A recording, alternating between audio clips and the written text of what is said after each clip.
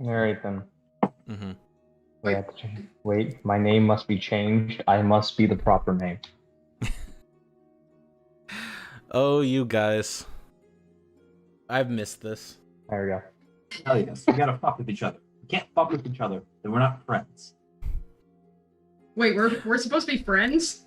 No, I hate you all. I hope you all die in a burning pit of hell. Good. I'm out of here. Well, Give me 15 minutes, and we'll see. it was a good stream. Thank you everybody for coming. Oh, by the way, if you see me like reaching out over here, no, I'm not losing my mind. It's because I switched my camera to the nice camera. But the problem is if I leave it alone for like 30 minutes, it'll turn off by itself. So I have to like press a button every 30 minutes. Yeah, basically. Wow. I'm just gonna say, there's a man just off camera that you're giving a high five to every time. Hey, I'm talking to you. But yeah, if my camera turns off anytime, somebody let me know. No, we're not gonna like that. Like, Don't worry, I'm back. there you go. Okay. Don't worry, Francis. I will keep. Where is he? Where is this person? Yes. Oh wait. And for anybody joining us tonight, this is our full party. I'll keep him accountable for. Yeah. Yes. That's a Don't worry, he will also keep watching. I like that one more. Can I That like one's take more a? like- I need to take a picture of that and like put it in Guy's spot.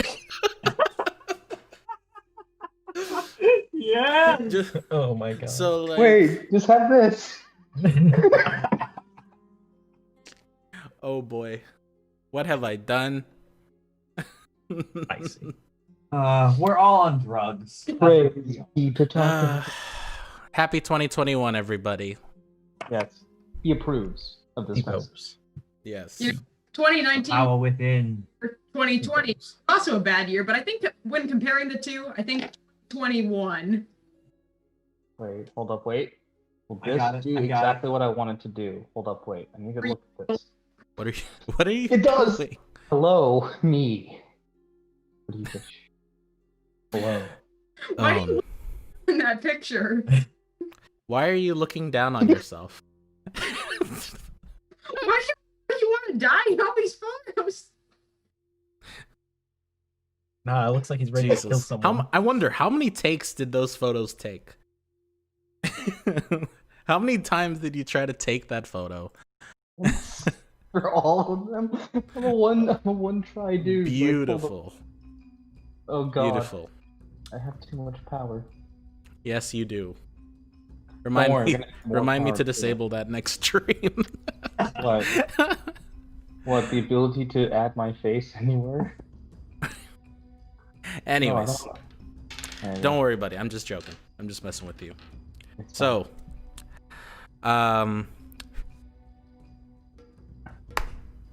last year on D&D,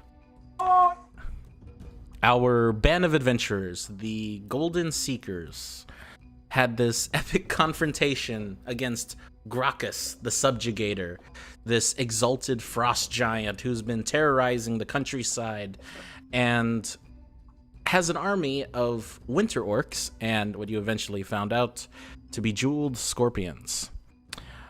They fought and they lost twice, technically. And as they tried to escape, they luckily summoned Tony the unicorn through Kate's wild magic abilities. And with the help of him and Amadeus, the party lives to fight another day. But where did they go? Who knows? That's what we're trying to figure out now. So, hold up, I need to shuffle the music a little bit because holy cow. Oh.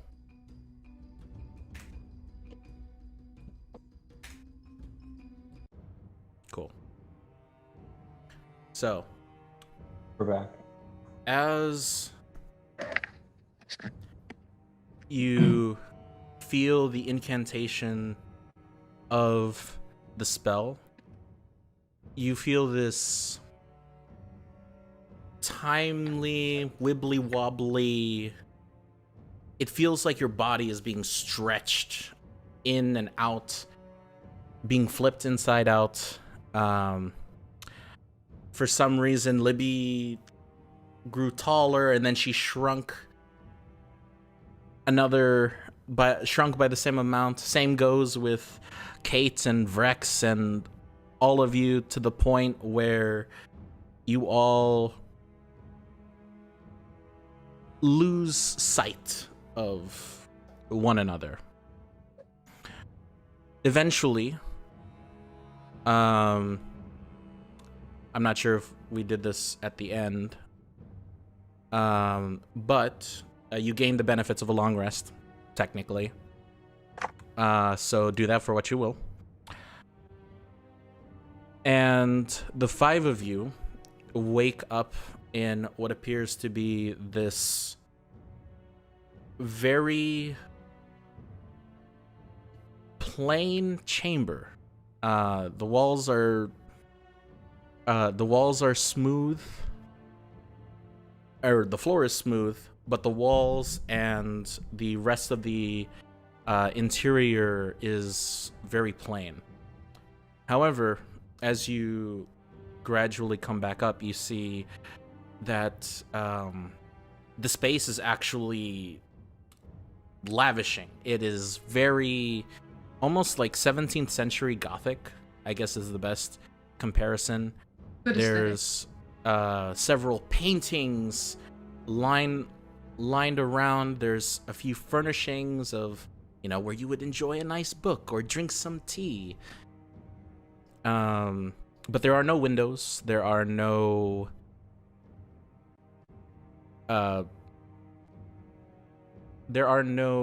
other resemblances of the people that you were once around. But you see what appears to be a door, heavy metal door, no window, and you are all amongst yourselves. What happened? Where are we? Tony around. Tony. Just gonna call for Tony a few times. Okay. You call for Tony, and there is no response. He's gonna pull As you try to reach for Amadeus, you try to pull him out, and he is also missing. What? No! What's going on? Interesting. Well, can't hurt to try the door. Open the door. Okay.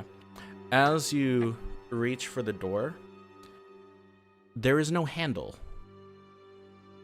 As you look, but what you thought was the handle is actually this this, what do you call it? A padlock? No, padlock's with a key. You see what appear to be four movable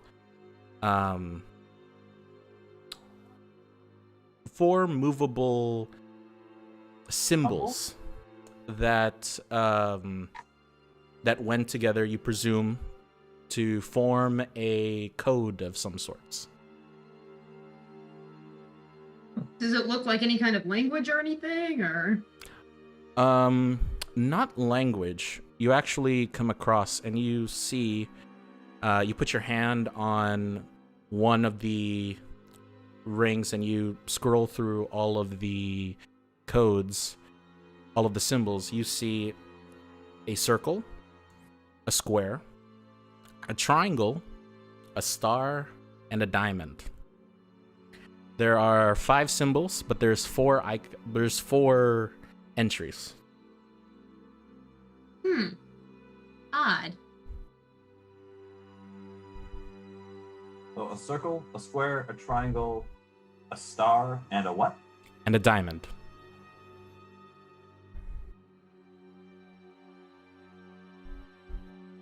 Hmm.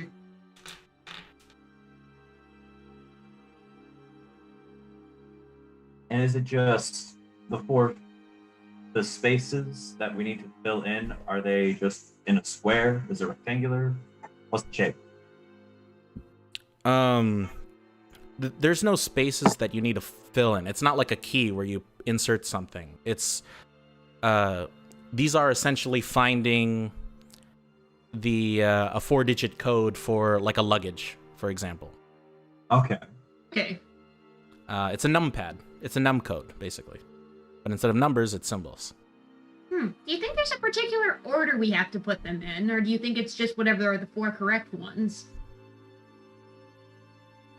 Probably whatever fixes this thing makes it all in order, and eventually the door opens. But Wonder if we get more code. on this, or if it's like, if we guess wrong, the walls are going to start to close in on us.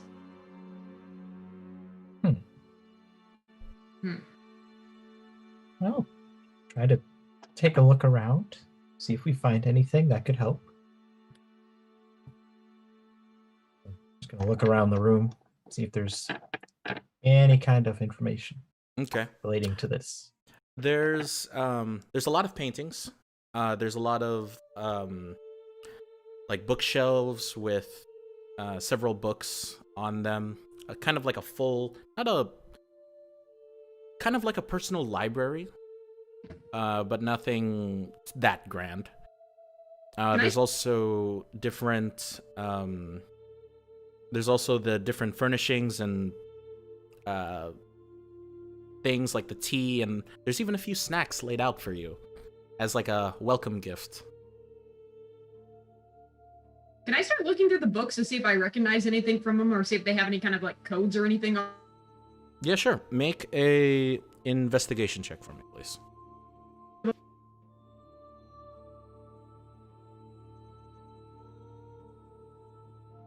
Nat 20, bitch. Nice. Yeah. Oh no. Oh no. You guys are frozen. Spice. Oh no. You are frozen. She is frozen. There you are. There you go. You're back. Hey. Oh, Cool. no. So, You guys are.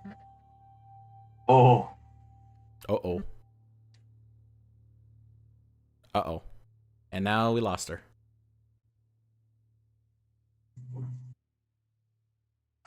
Uh-oh.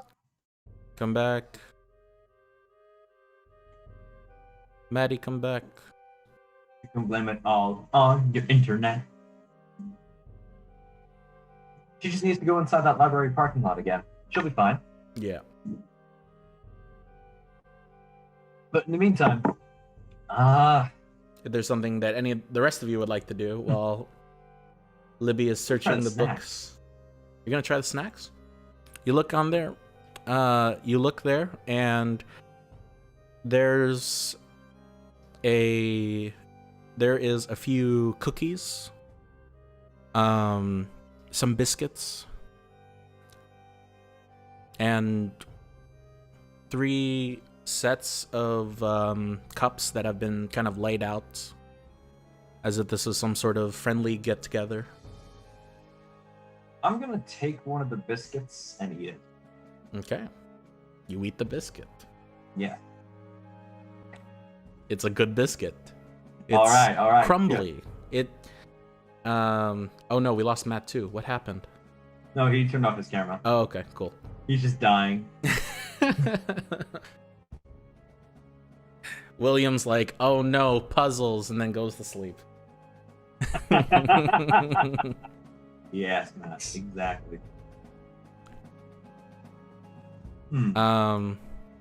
It's crumbly. It's nice. Little bit of raspberry. That's an odd one. I'll take a look at the paintings, Okay. see if there's anything there.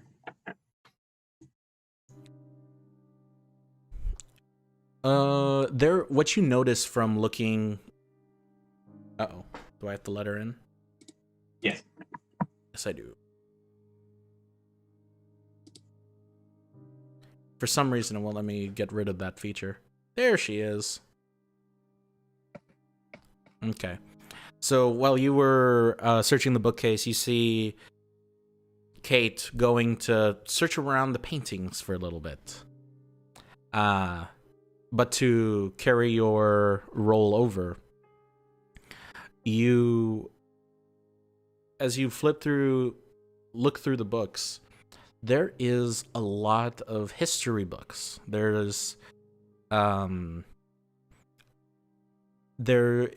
And oddly enough, they're in chronological order. There's many books in different languages, in mainly Draconic and Infernal, in much to your knowledge. God damn it, Matt. Yeah. I think that these books have something to do with the paintings. These are mostly history books. So, if these paintings are important moments in history, maybe we have to match them, and maybe that's a clue somehow. And as you search through, you look and you find what appears to be a book that has been put in the wrong way. Like it's been upside down. Odd. Do I recognize the name of the book by chance, or? What languages do you know? Draconic, Celestial, Goblin, and Common. Got it, because it is Draconic. Anyone speak Draconic by chance? You do. What? You You speak do. Draconic. Right. You're good. You look at the book on the side binding. On the binding, it says The Shattered Millennium. The Shattered Millennium. Gonna pull it out of the bookshelf. Okay. As you pull it out and you begin flipping through it, you see what appears to be a note fall out of the book. You unfold it, and on one side you see a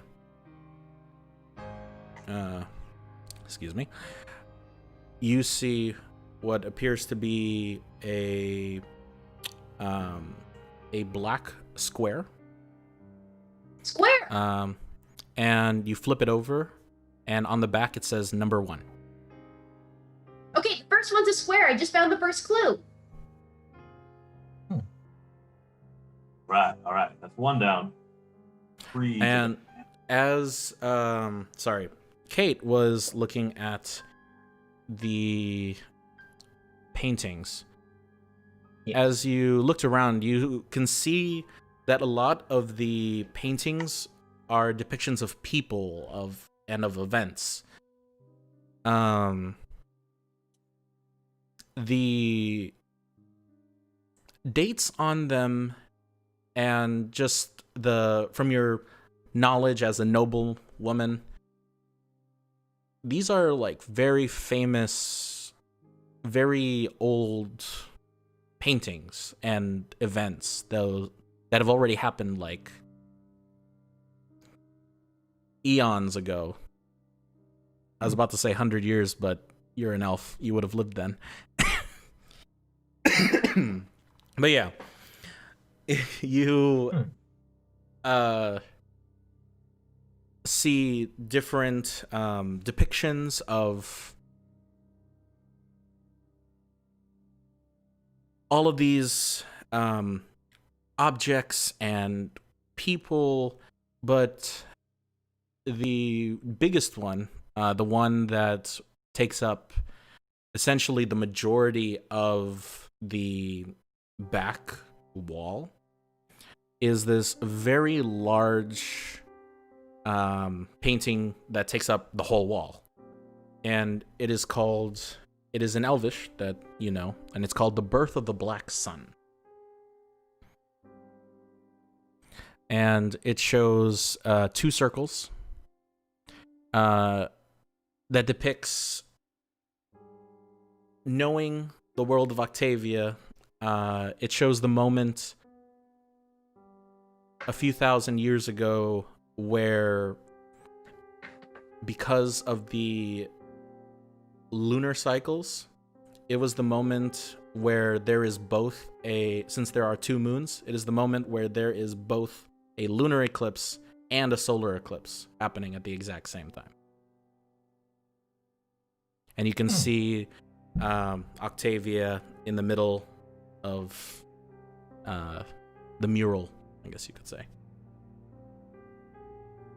Well, I think one of the combinations is the star. Not sure which though.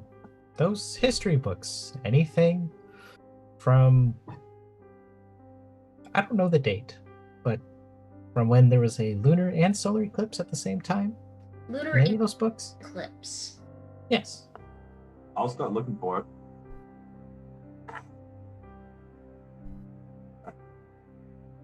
Are there any books that talk about a lunar and solar eclipse happening at the same time? Yeah, make a investigation check for me, because there's a lot of books in here. All right. Investigation. That is a 14. Okay.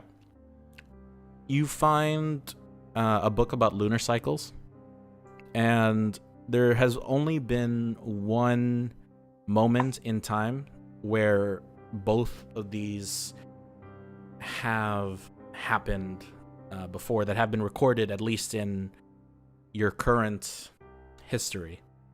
And that is in the year 200.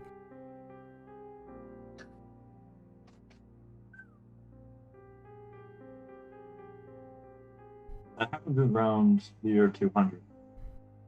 Maybe Not the second symbol is a star then. Maybe. Since that's its date. Is the 2. Let's give it a shot. Unless there's something else that has a 2 with a symbol attached to it. But I don't think so. Possibly a circle though, because when it's an eclipse, it forms a circle in the sky, kind of like the moon's. Even though the moon is technically round and the sun's technically a star, like they look round in the sky. Maybe it's circle. But the painting is called the Black Star, so The Black Sun. or the Black Sun, and the sun is a star, so could be either, I suppose.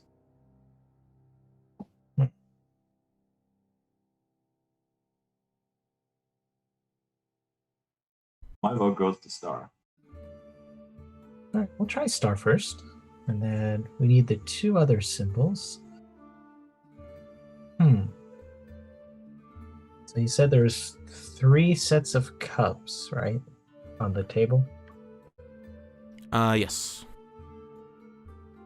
There's there- 3 teacups and then the teapot, Okay. along with the muffins and crumpets and biscuits. Muffins and crumpets and biscuits, oh my! Yeah. All the breads. I like bread. What shape do the teacups and tea kettle make?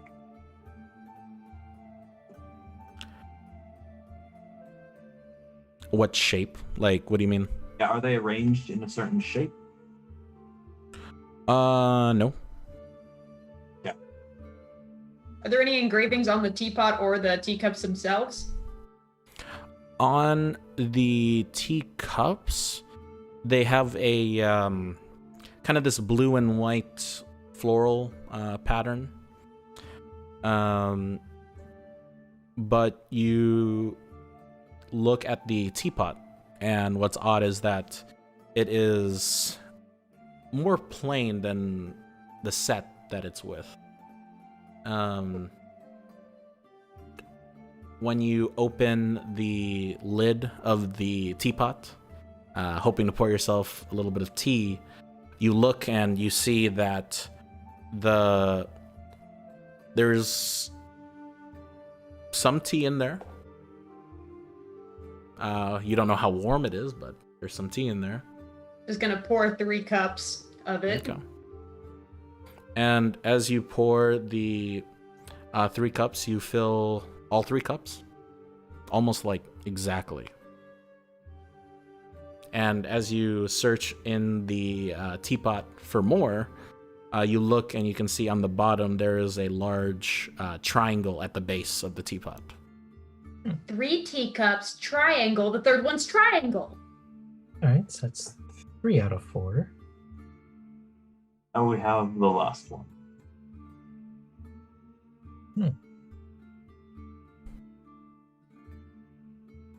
Is there anything in the room that has to do with the number 4? There was back in the center right panel of this small little gallery of artwork. You can see this one very strange painting that you've actually never seen before. This is you remember this because this is the only one that isn't a famous painting or sketch. I guess in Lehman's terms, this is nearly revolutionary for you because you're so used to a certain style, and it's called The Death of 4 Goblins. And it's a depiction of 4 goblins jumping off a cliff and then splatting onto the snow with their arms and legs spread out in sort of this like angel pattern. Oh my god. Vaguely familiar. I have no idea what you're talking about. Beautiful. Okay, Oh. 4 goblins. That's the only painting that you can see has any resemblance to the number 4.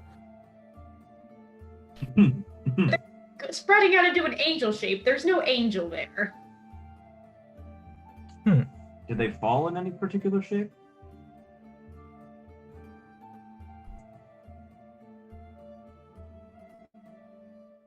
Oh, you're asking me? Yeah. Make an intelligence check for me. Perfect. Dirty 20. Dirty 20. Okay. It's very odd. Mm-hmm. This you look on the bottom and you can see that they all seem to have fallen the exact same way, and despite the hill that they fell on, you begin to trace the outline of each goblin that splatted into the snow in kind of that Looney Tunes-esque. And you can tell that it could be a star.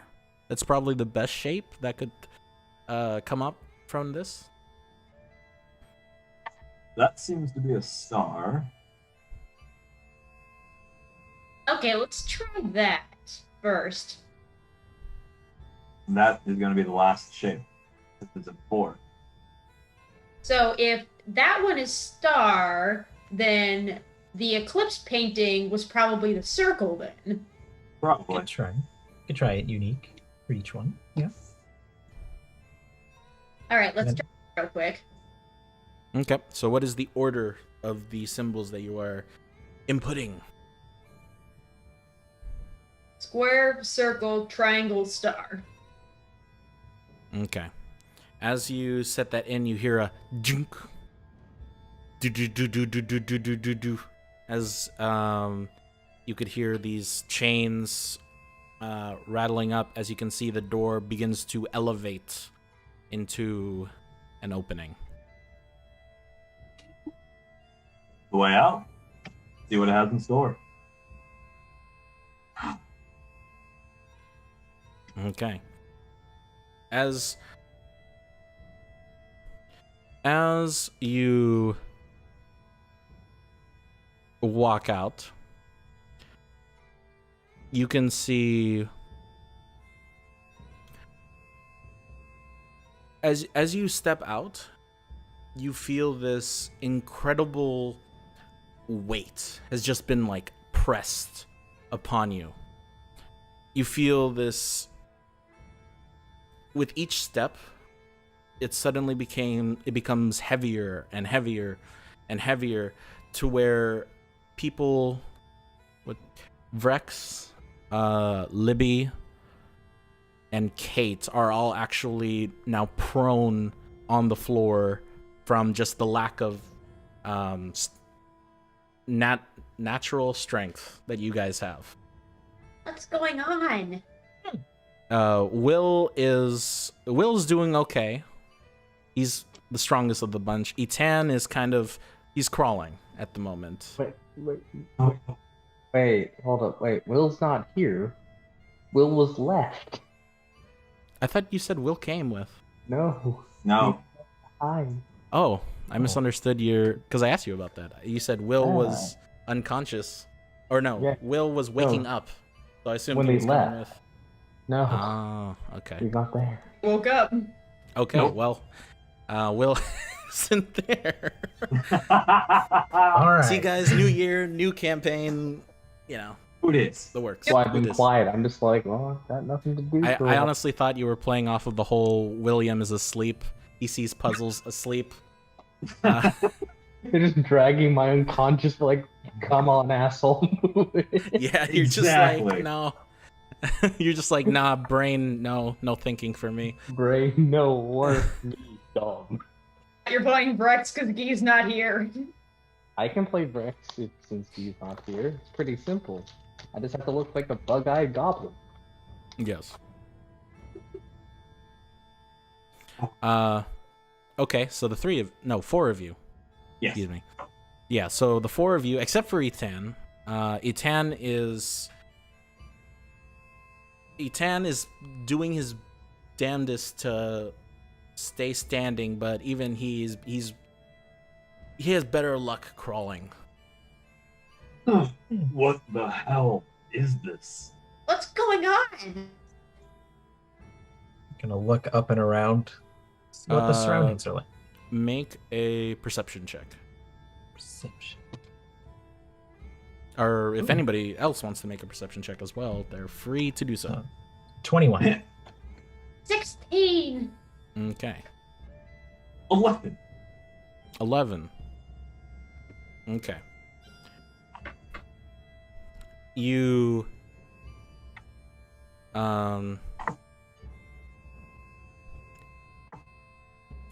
look around, and there's no, in the previous room there was iconography, but this room there is nothing. There is it's essentially a massive hall.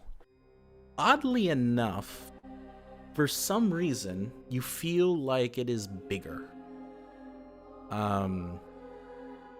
Like you have this weird out-of-body experience where you feel like the walls are opening and you are suddenly this like small insect in what would be a normal-sized hall.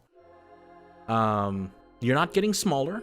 You are maintaining your own self. This isn't like a polymorph or anything, but you do feel like the room just zoomed out on you. In this wobbly sense. Kate, because you rolled really well on perception, even with this, you look straight ahead forward into the direction that you're going, and you can see on the sides of the door there is 3 slots of some sorts, like about yay big, where a person wouldn't be able to fit through it, but I'm sorry, not 3, 4 of these slots where you can essentially put your hand in. Are there any objects in the room that could possibly go in there? No. there is. It's just a smooth wall, smooth floor, just a very long hallway. Maybe we try putting our hands in? Possibly. You have to get over there first. It's gonna be hard, but let's try. Gonna start army crawling. Gotcha. Do I it. need everybody Actually- and I'm gonna cheat. Can I misty step using my armor to just get over there? as yes, you can. As you Yes. you misty step over, but you misty stepped 20 feet. You're ahead of the rest of the group. That out of body world hallway expanding room has somehow increased the length of your. It's kind of like the train effect, where the train is visually farther away, but it's actually really close. If you know what I'm talking about. Yeah. But you are farther along, but it's still far away.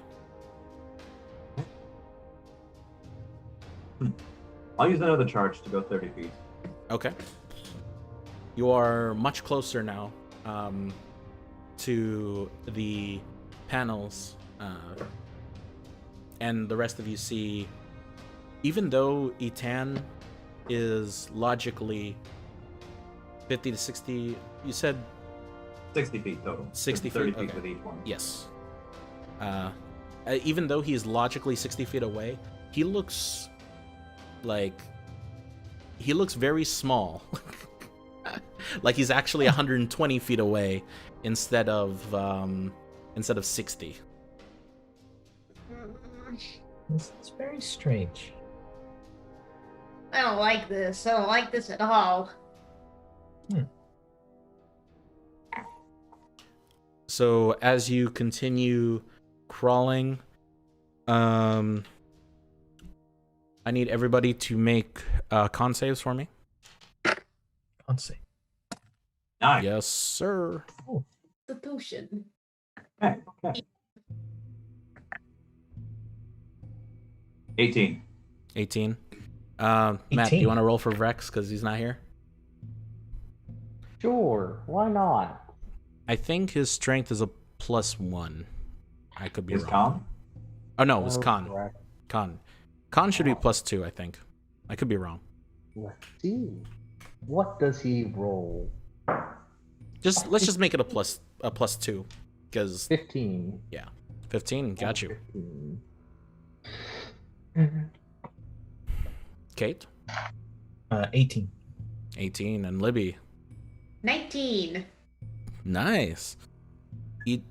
All of you managed to travel your first 30 feet. Etan, because you cheated, you are now at the door with the 4 slots. Okay. I want to ask just one thing real quick. I have Gotcha. a copper piece. Cool. I want to drop it and see if it falls faster than it normally does. Okay. You take your copper piece, you drop it, and slam. It slams into the ground and nearly makes a dent into the floor. That is some freaky shit. Alright, that's all I want to do. Okay. Are the rest of you going to roll again for your next 30 feet?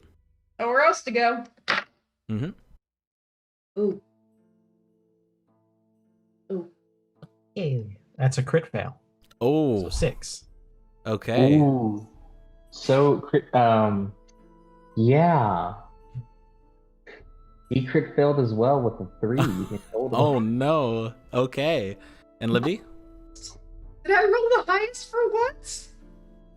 What'd you get? 12? Nice. It's a Okay. Christmas miracle. She rolled the highest. Hallelujah! Praise be. Libby manages to crawl up 30 feet, a little bit higher. Vrex and Kate are now they have stayed in place. The pressure is too strong on you guys, and you do not move.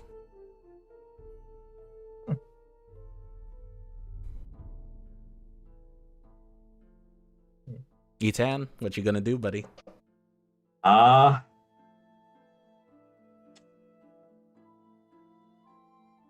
don't know. You look in front. You don't. It's just like you see the back wall of the slots, like where you would put your hand in. Mm-hmm. You'd have to take a closer look, like actually inspect, what's inside. I'll do that then. Okay. Make a perception check for me. Okay. Perception. That is a 14. 14. Okay. You look inside. It doesn't appear to be trapped in any way. You're used to tombs and other makeshift mechanical traps. But you do see a few runes that have been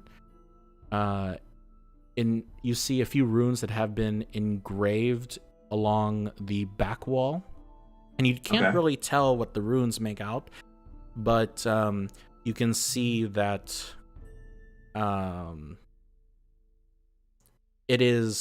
there's like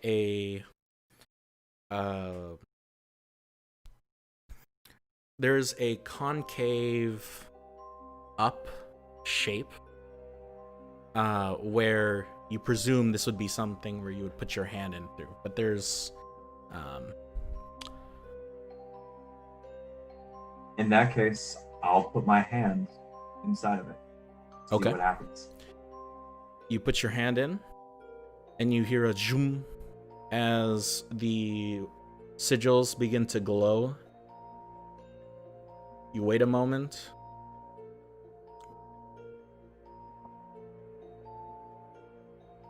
Nothing. And the symbols seem to go down. Maybe we need more. I'm going to, while they're still making their way over, I'm going to light a torch. Okay. And see if I can notice any differences in any of the glyphs or the runes between any of the spots. Okay. Make an Arcana check. Nice. Solid +3. Nice. That is a 16. 16. Can't really tell. It's you only have like 5 inches to look through. Yeah. So can't really discern, but it looks like they all have the same concave up shape and familiar place where to rest your arm to put your hand through. Okay. And I'm assuming gravity is still crushing me? Yes. Gravity is still crushing you, but because of your natural strength as a fighter, you are handling this moderately. Well, much better than your companions. Which, yes. I need everybody to make con saves again. Wee! 17. Nice. 8. Okay. Libby? 17. Okay.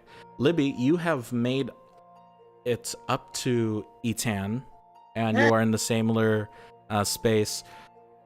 You're not really able to stand well, but you can see, you recognize Etan's boot. And Kate, you are also just a short distance away. Vrex is still stuck in place. I'm sorry I got us into this mess. It's alright. Shit Alright. happens. I'm gonna take a bit of rope Proud of me. Okay, you take a little bit of rope. and I throw it to Rex since he's struggling. Okay. Rex grabs it, And I'm gonna tie it to myself. and you tie it to yourself. Then I'm gonna keep going. Keep going. Okay. Cool. I'm gonna try to drag him. You're gonna try to drag him? Okay. Yeah. I love this. If he can't move, I'm dragging him. Okay.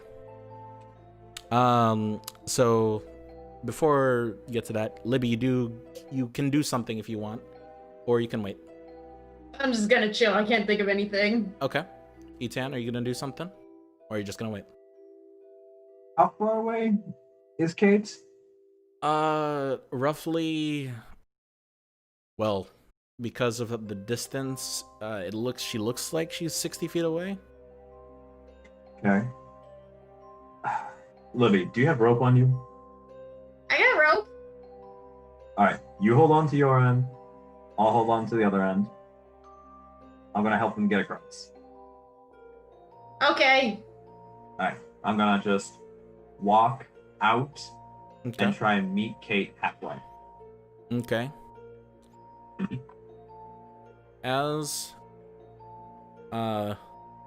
you walk up, the familiar energy still takes you. You're kind of moving at half speed at this moment. You're tossing the rope. I'm holding onto the rope Okay. and I'm going out to Kate and to try and, pull her up. Okay. You, because of your, I keep saying strength, because of your constitution and natural strength, you are able to, walk up to her. Let's all go to the other side. And I just pull my hand out. Grab his hand. Yes. Okay. And as he pulls you up, you feel the pressure even more, Kate. If Etan isn't pulling onto you, then you would definitely slam onto the floor. But you are Ding ding. being pulled. I will pull them to the fucking door. Okay. It takes a little bit. Yep. It takes roughly 10 or so minutes to get through. But you are all now at the door. Oh god. Woo. Ugh. Do we all put our hands in the thing? That's It it. glowed up when I got. it glowed up when I put my hand in it. Put my hand in a slot. Okay. Oh. Arms don't get eaten. Okay. Don't worry, I won't do All- anything to the arms. All of you, God damn it! All of you put your hands in as the runes all begin to glow, and you hear a familiar chain begin to rattle, and the door slides open. And then you hear where your arms are. You hear a little jing as all of you feel like you feel this needle kind of wrapping around as these handcuffs suddenly jing jing jing jing. All of you manage to take your hands out. You're not hurt, but you all feel these. You all see these like solid runic handcuffs that have just been placed on all of you. Nothing. And you try to take it off. Can't take it off. No. It's interesting. This will be fun.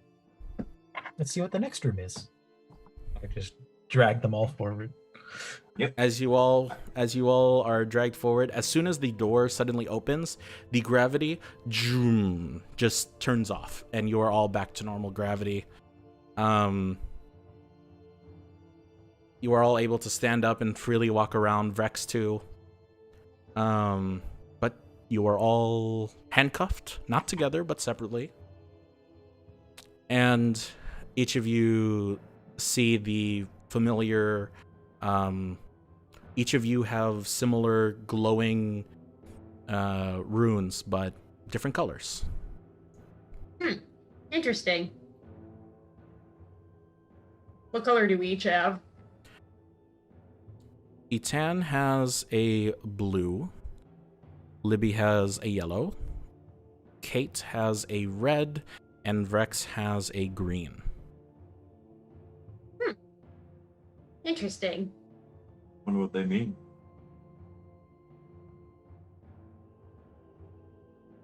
Did we just get sorted into Hogwarts houses? Oh god. I'm Hufflepuff, guys. Great, it has been decided. Blue, you're Ravenclaw. Nah, I'm colorblind. Oh, you. As you walk in, all of a sudden you hear jing, jing, jing, jing as you walk in, and you can see this grand front hall as you see several other people. You see, hold up, let me pull up my notes. As you see roughly there's 4 of you. There's 7 other people that have been waiting in this room for whatever reason.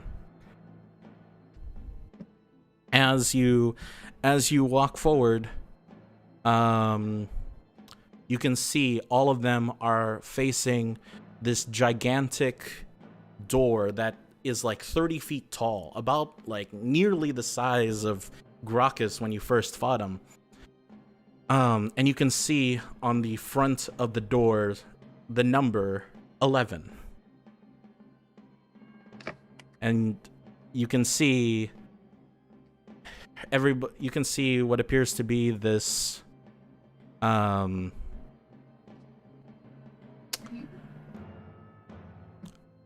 this very strange tiefling that is kind of trying to ring it open. Matt, if you would like to describe your character for the rest of the group. So, you guys see a tiefling. He's about 5'10". His skin tone is dark blood red. He has gray-black hair. He has black eyes with a light blue iris. And he's wearing a 3-piece suit. Alright, so I'm trying to open this door. Yeah, but as you try to open the door, there's no handles. There's no code. There's no nothing to open it, but it looks like a door, and it's definitely a door because the material is different from the rest of the walls. But all right. Hello. What? Oh, hi. Hello. The door says All of 11. you. There's 11 of us. Gonna try to open the door with them. You can try. I've been trying to open this door, figuring out if this is a door when I know it's a door because it looks different than the rest of the room. Well, what if everybody here tried it at the same time? Since there's 11 of us, there's 11 on the door. I wouldn't bother with that if I were you. As you look over and you can see another tiefling. This time, you see 2 tieflings. Both of them are gray-skinned, but one is significantly buffer than the other. He has short horns that reach kind of past his forehead with the thick facial hair. His lower body is covered in these thick fur pelts and items. You can see weapon on the side. He goes, I've been trying to open that door ever since I'm the first one here. But How long have you been here exactly? roughly a few hours. Okay. That's not And too bad. then our lovely little friend over here, and he looks towards the other tiefling. He goes, "Well, sir, if it wasn't for me, you would be stuck in that hallway trying to figure out the damn puzzle when all you needed to do was stick your hand in it." And he goes, "Well, I guess none of you know where the hell we are? What the heck is going on around here?" We No clue. don't even entirely know how we got here. "Fantastic. I'm with a bunch of idiots." And he walks away. Hey, you don't know either. Francis, would my character know No what? where we're at? No. Oh, You okay, got sent. cool. You got. I got sent here. Yes. Yeah, Okay. you got dropped off like Yep. a kid going to detention. But yeah,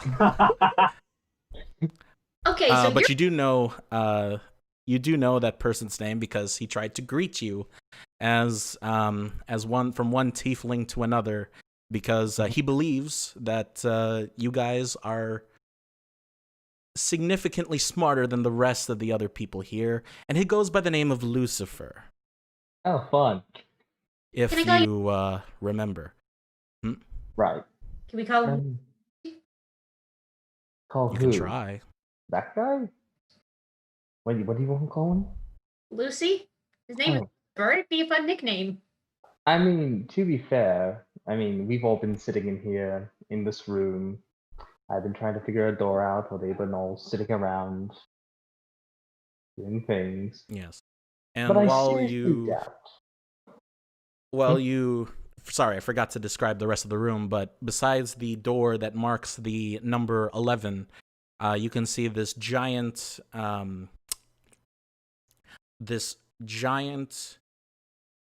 50-foot tall armillary sphere that is just rotating in its regular form.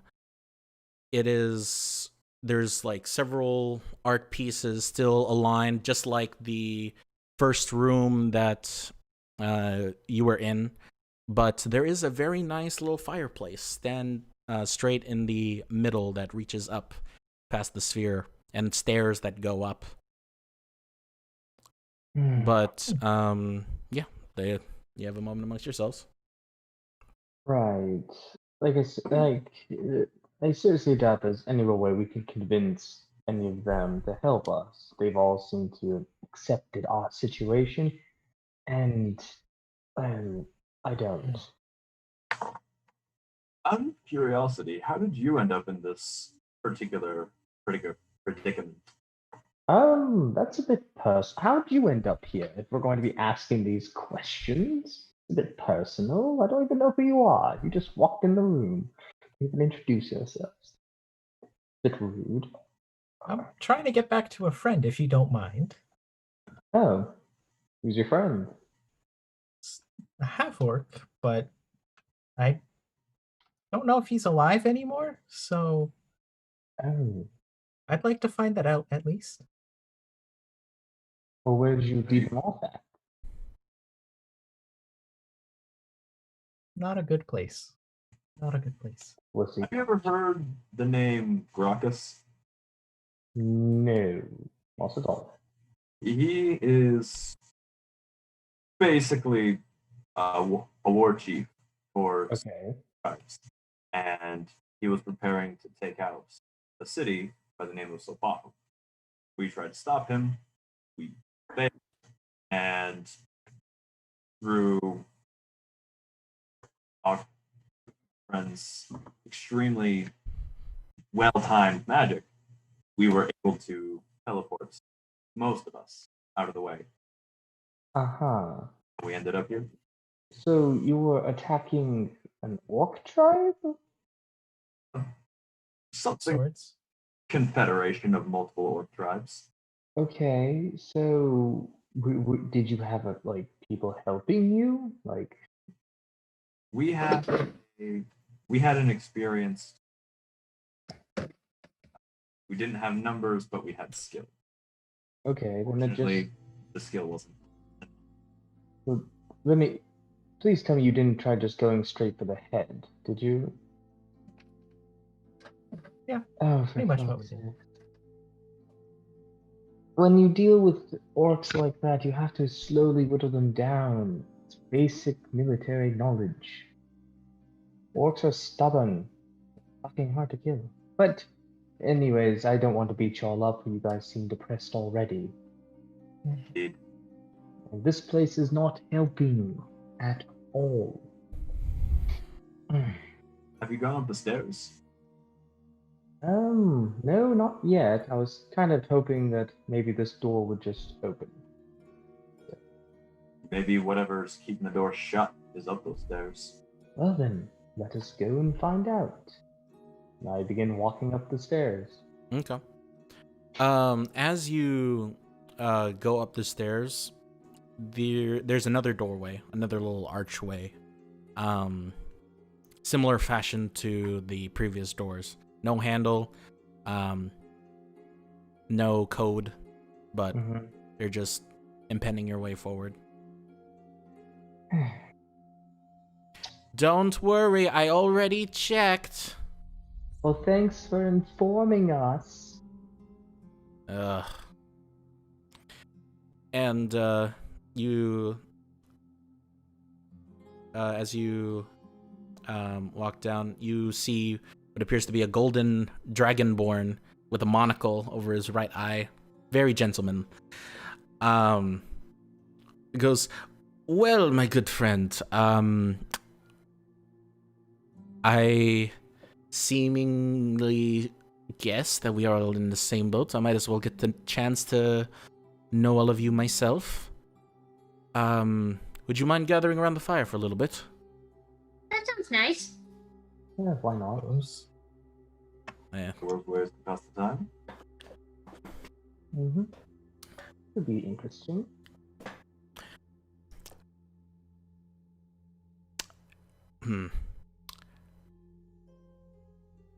My guess is, and just to list out the people that are around you, there is Lucifer, the tiefling. You see the muscled tiefling who he introduces himself as Self-Forest. You see what appears to be a golden dragonborn who introduces himself as he tells you to call him Doctor. And another human man, dark-skinned, kind of goatee, black hair, brown eyes, kind of roped back in this ponytail, kind of very Orlando Bloom-esque in Pirates of the Caribbean. And he introduces himself as Demetrius.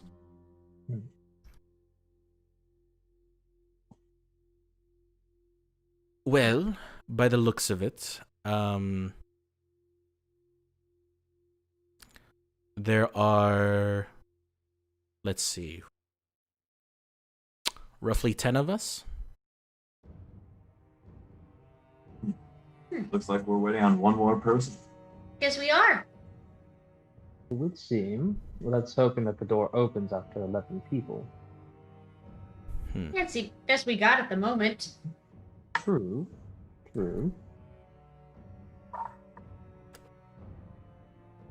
All of a sudden, the door, you wait about a few minutes or so, and you see the door that you came in suddenly begin to open again. And you see what appears to be before you is the a small little wagon, like a wagon that you would use to carry soil around, with Will on the front, right there. Will? Oh. You, Will? Will? Now that's something I didn't see coming. Wait, is that your friend? Yeah, that's our friend. Is he alive? Is he breathing? I don't know. Let me go check. I go walk up to him. As you go, as you check, make a medicine check for me. Oh, fun. What's good? Medicine. All right. Medicine. Yes. Ooh, 13. 13. Checking his pulse, you can see that he is breathing.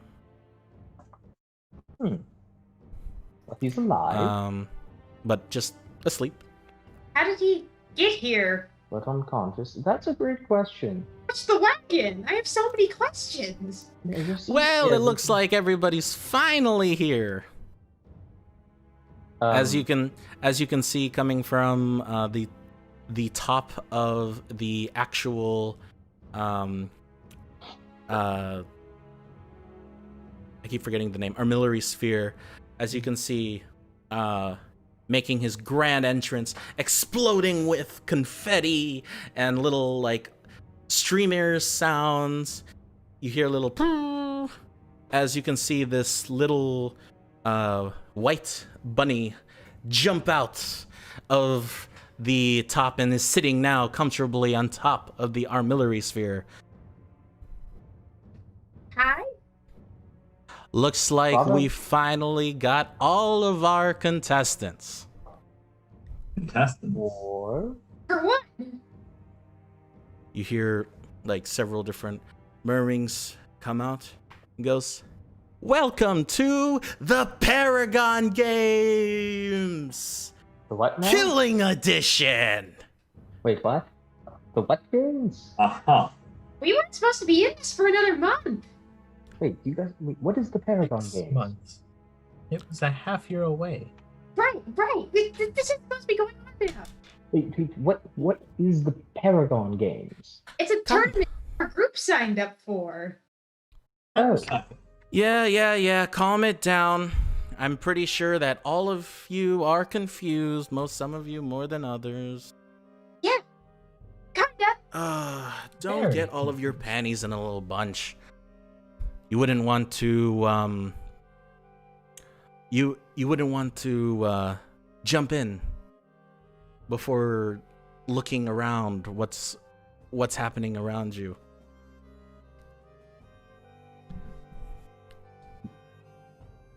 My name is Jeffrey Amadeus III. Pleasure to meet all of you. And Ama- welcome to my humble domain. 11. Frankly, we have... Okay. Let's make it a game. 20 questions. Start. You. Funny lady with the hat. Yeah. Looking at you. I think he means you. I know he means me. So your name is Jeffrey Amadeus? That's correct? Jeffrey Amadeus III. Any relation to another Amadeus by chance? Maybe. Depends. Which timeline are you from? Wait, what? What? Well, enough about that. Now I clearly am on drugs. 19 more questions, please. What do you mean by alternate timelines? Okay, well, well, let's see. You'll find out sooner or later. That doesn't answer the question. Well, it doesn't not answer the question, though. Don't worry, just survive a few rounds and you'll be able to figure out all the rest. Survive against what? So, here's how the game works. There's 11 of you, and there's a door with the number 11. Right. So, to get out, there's 11 of you. However,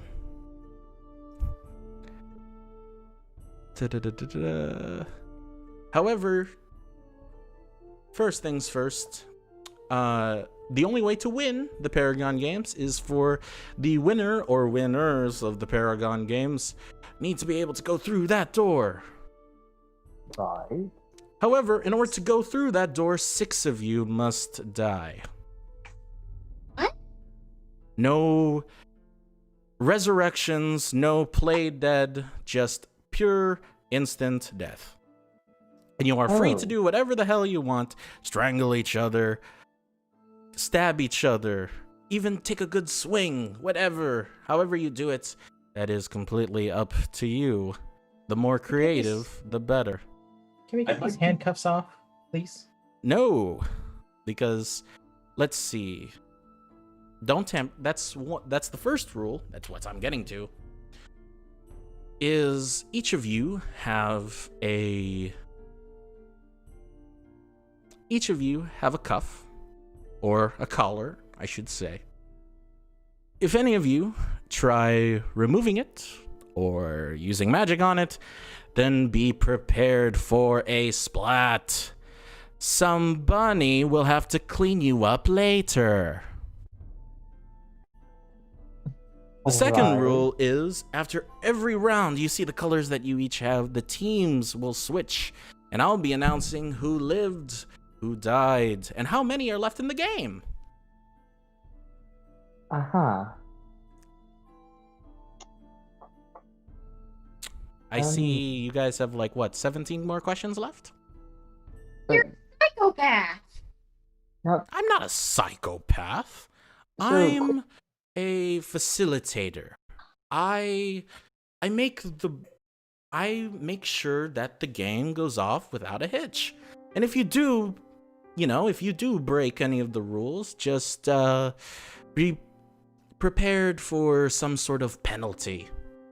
So quick clarification on a few rules. Mm-hmm. We don't want any accidental splats. Say, for instance, hypothetically, person A casts a spell that affects person B's handcuff. Like, say, for instance, heat metal. Would person A die or would person B die? Well, that depends. Did the spell kill them? Oh, okay. So we can't directly affect our own handcuffs with spells, but we can affect other people's handcuffs with spells and not instantly die. Well, the handcuffs they measure one's own vitals. So once your heartbeat goes down to a flat little nah, it'll come off like nothing ever happened. What if we don't kill each other? Then be prepared to live here for the rest of your lives. I'd like to use another question. Okay, The there's one about who's in 16 left. the one who's in the carts. Are they gonna Mhm. stay like that for the games? No, they're gonna wake up sooner or later. Alright.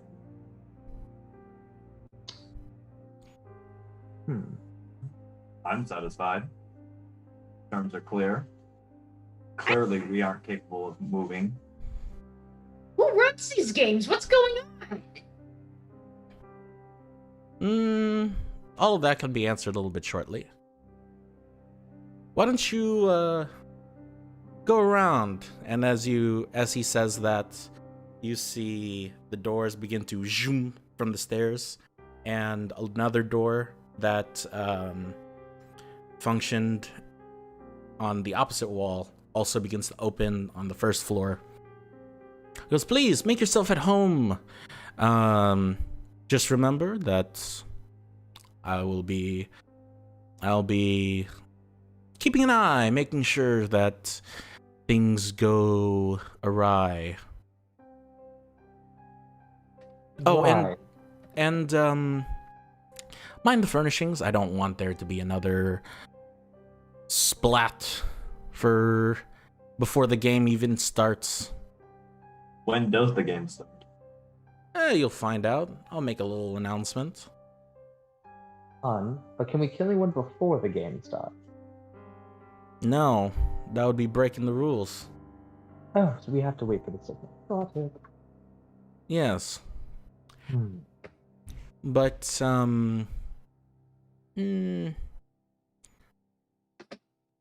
things will make sense in time, I'm sure. If not, you know, think of all of this as a crazy dream. Sayonara! As you see, the bunny jumps off, and he's just gone. Alright, well, that's gonna be... This is interesting.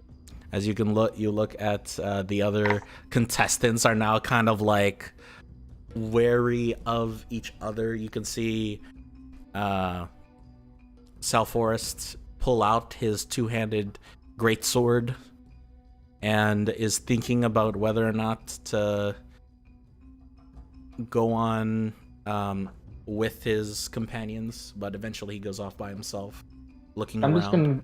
I'm gonna go walk in a room. Just no care in the world. Nope. Okay. All right. I'm gonna go walk in a room. Cool. Which I'll room? follow. First floor or going upstairs? Second floor. Okay, going to the second floor. As you go to the second floor, you look at what appears to be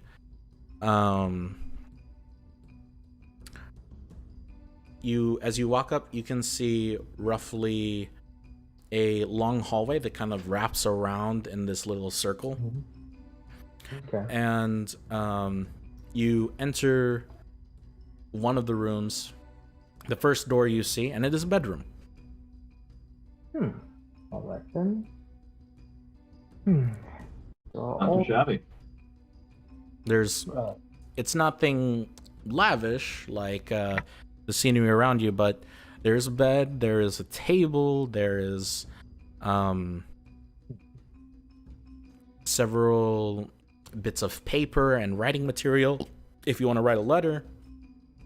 All right then. I'm going to assume that more of these doors lead to bedrooms. As you circle around, the inner circle that makes up the second floor, I don't know, I didn't draw it, so it would have to be visually, but those are all the bedrooms.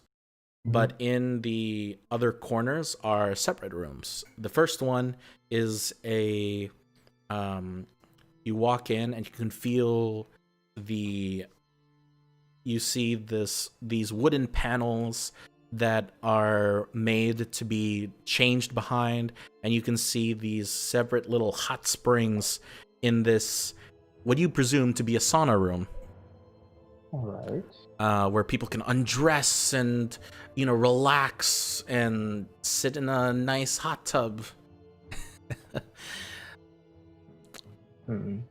You go into the next room, and it is larger than the other rooms. It is an indoor garden.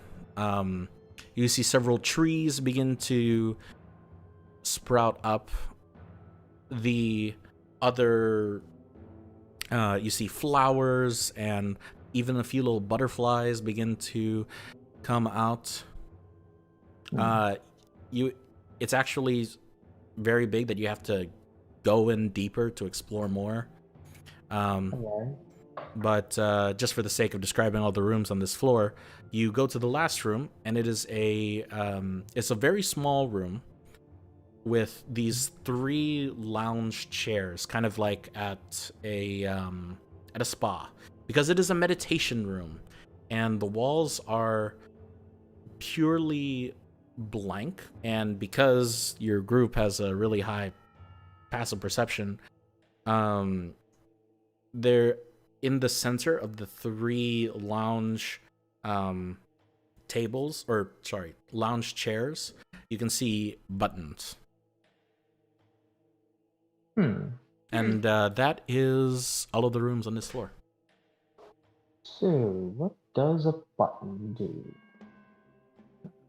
Yeah, quick question. Is it 5 of us have to die or 6 of us have to die? 6 of you have to die.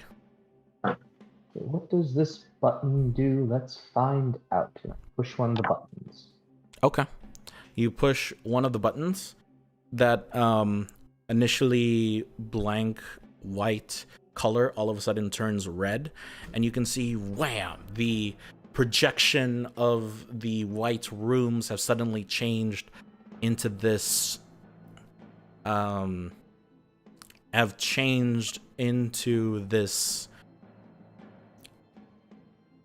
want to say checker, like a chessboard design. You can see black and white tiles, kind of like a chessboard, and you can see several different aspects of the room have changed. Some of which, the lounge chairs that were easy to see are now a lot harder to see.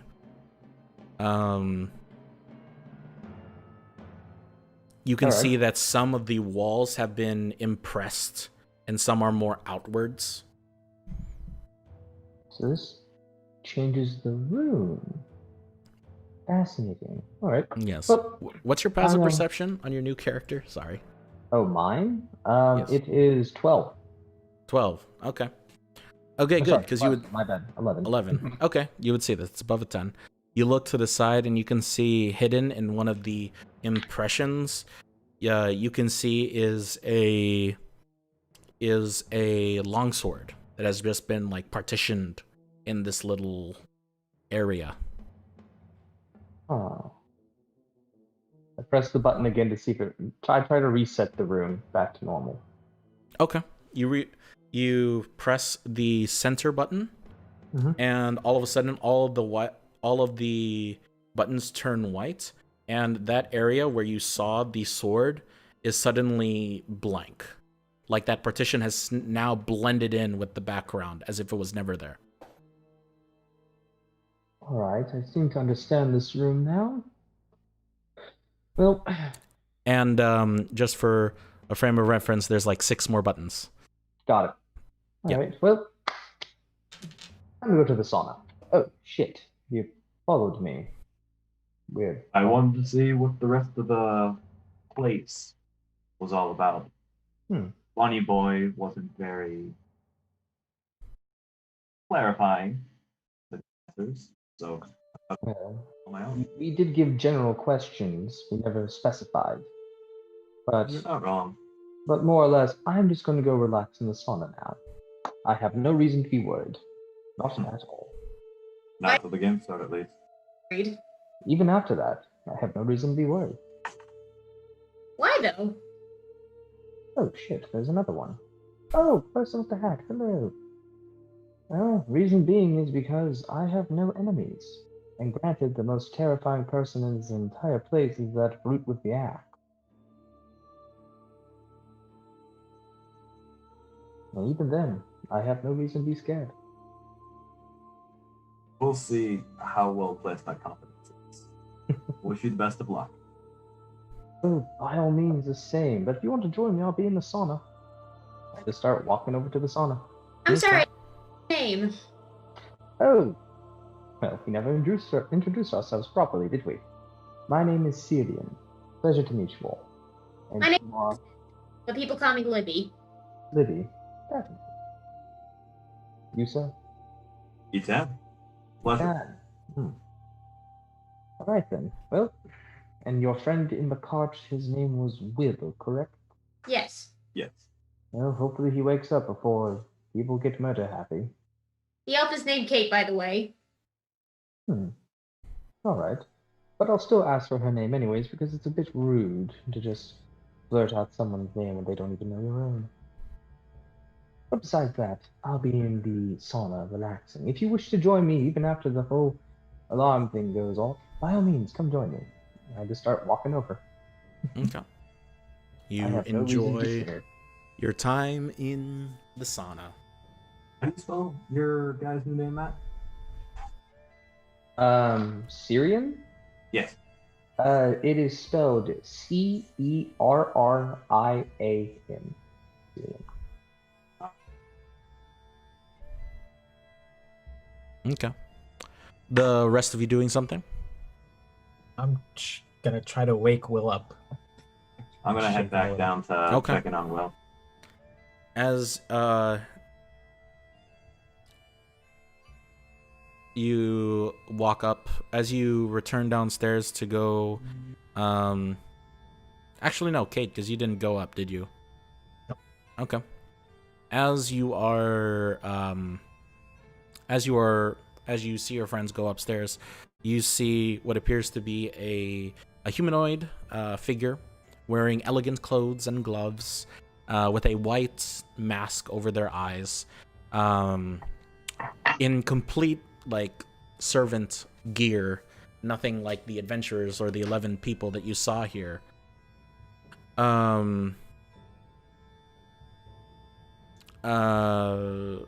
So as you go in, you can see that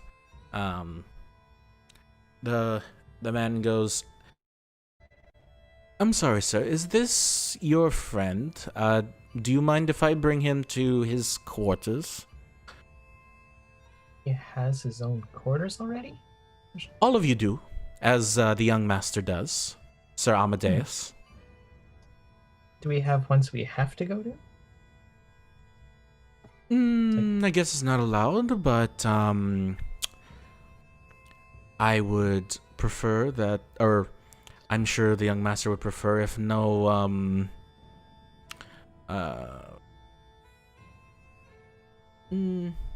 if the rooms are what you wish to do. I'm sure the young master wouldn't mind. Well, I You suppose might- you can take him to his room, I suppose then. Don't want to break any rules and then become splat. It doesn't sound like my cup of tea. Well, you wouldn't have to worry about that tonight, sir. I'm sure that this isn't the first time something has happened. He just wanted to make the rules clear so the more interesting personalities may have some self-reflection of where they are now.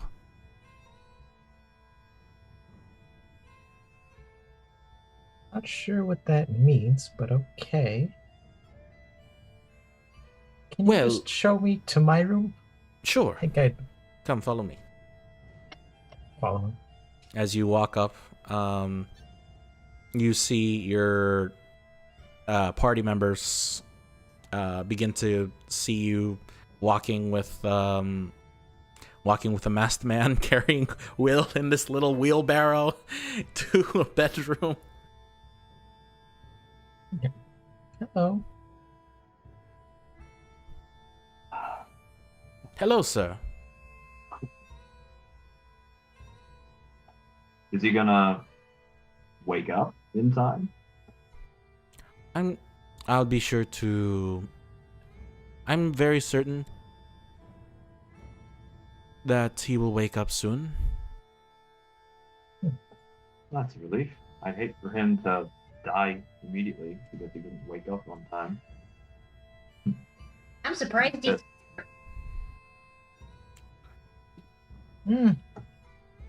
I say I would be, but we're all here for some strange reason, so. I don't It's like weird. Kate. What? I don't like this place, Kate.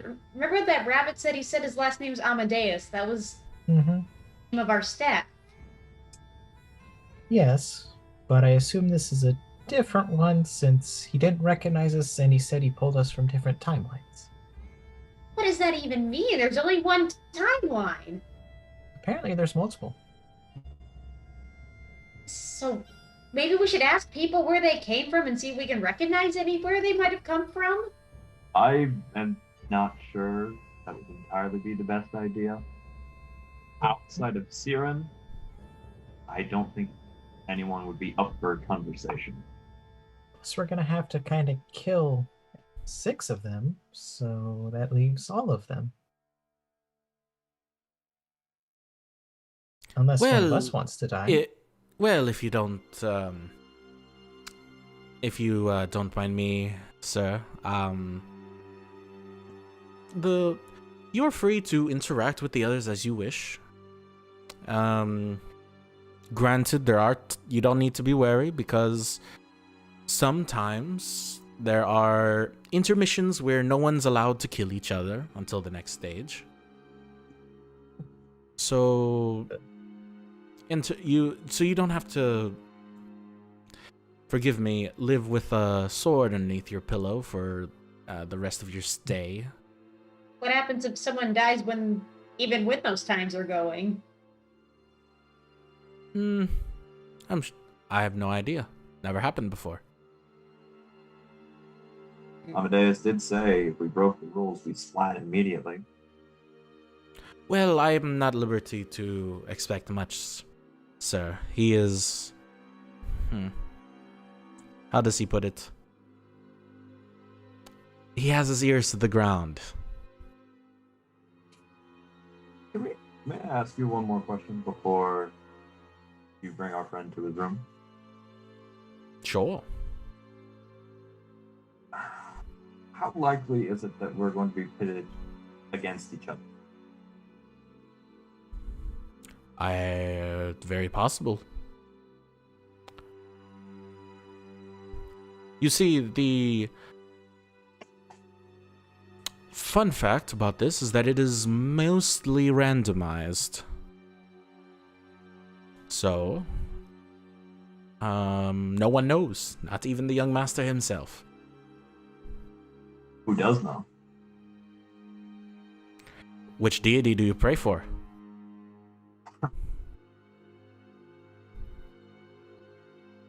Well, that I'm afraid I've said more than I can said. The young master will explain more of the rules and answer any of your questions tomorrow morning. If or probably whenever the game starts. Very well. But feel free to look around.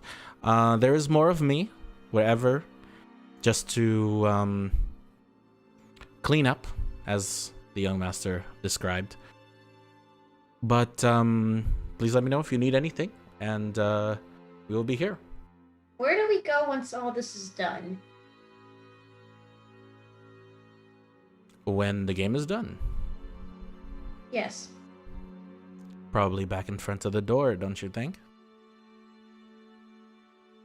No, but outside the door, where do we go? I don't know. I never made it. I never went outside that door before.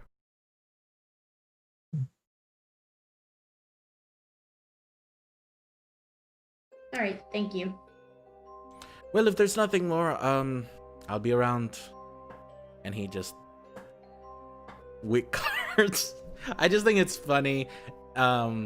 Will, just because it's Matt, just lying down in a wheelbarrow, arms out, unconscious, and he is being dragged to a very nice English bedroom. He had all the degrees thrown in 10 minutes. This is the aftermath. Don't give him any ideas.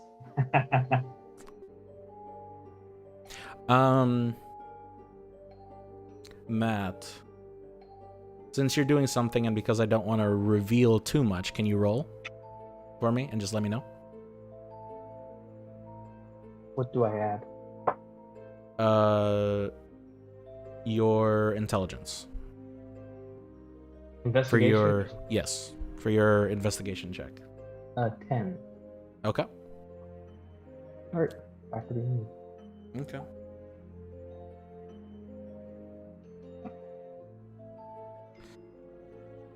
So you guys are left to yourselves. I would say this would be a good time to strategize, but we don't know who we're going to be teamed up with or against. I'm not gonna kill one of you guys. Same here. I don't feel comfortable doing that. Agreed.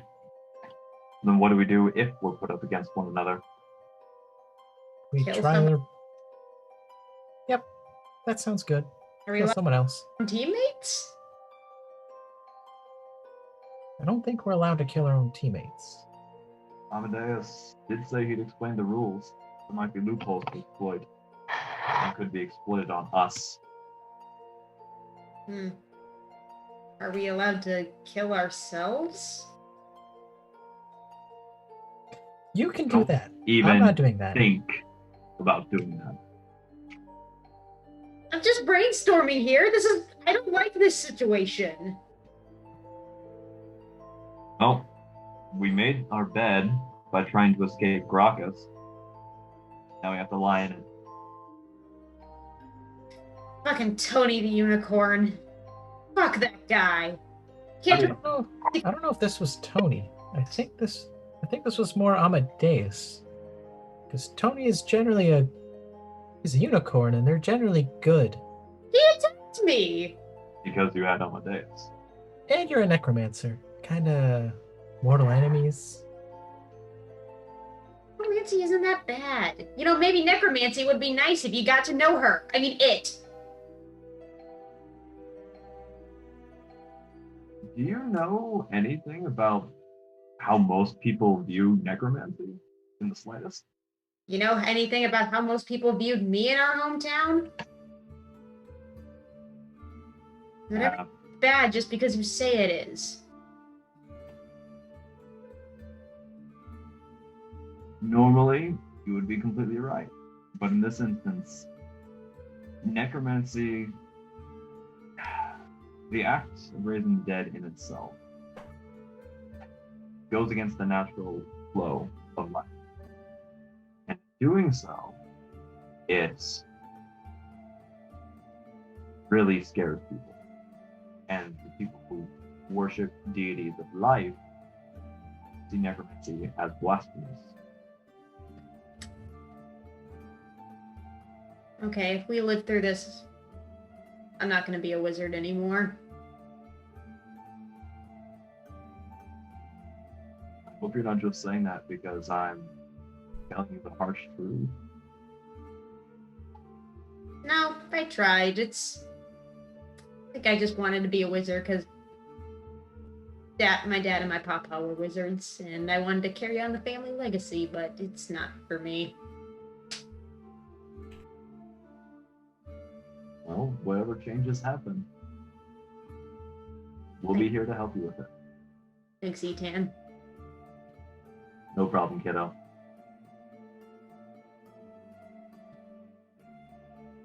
Well, we should probably get our rest. We're going to need it. Apparently we all have separate rooms, so Do we bed separately or together? well, I don't know about you guys, but I'm gonna stay with Will and make sure he's alright. I'll go too. Let's. Come on, Rex. Come with us.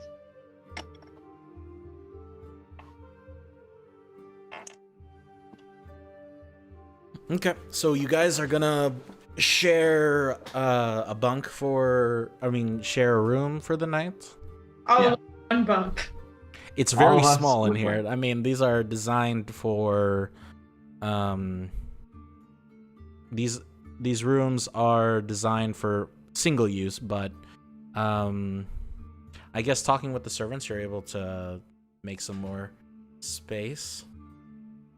Hi, I don't know who you are, but hi. Daphne, Okay. say Yeah, you're good. So the rest of you doing something before bed or what? I'm chilling in the sauna, then going straight Okay. to bed. Okay, Kate. Hmm. There's still the first floor that you haven't explored yet, just FYI. Didn't want to overload all of you with information in the first 20 minutes.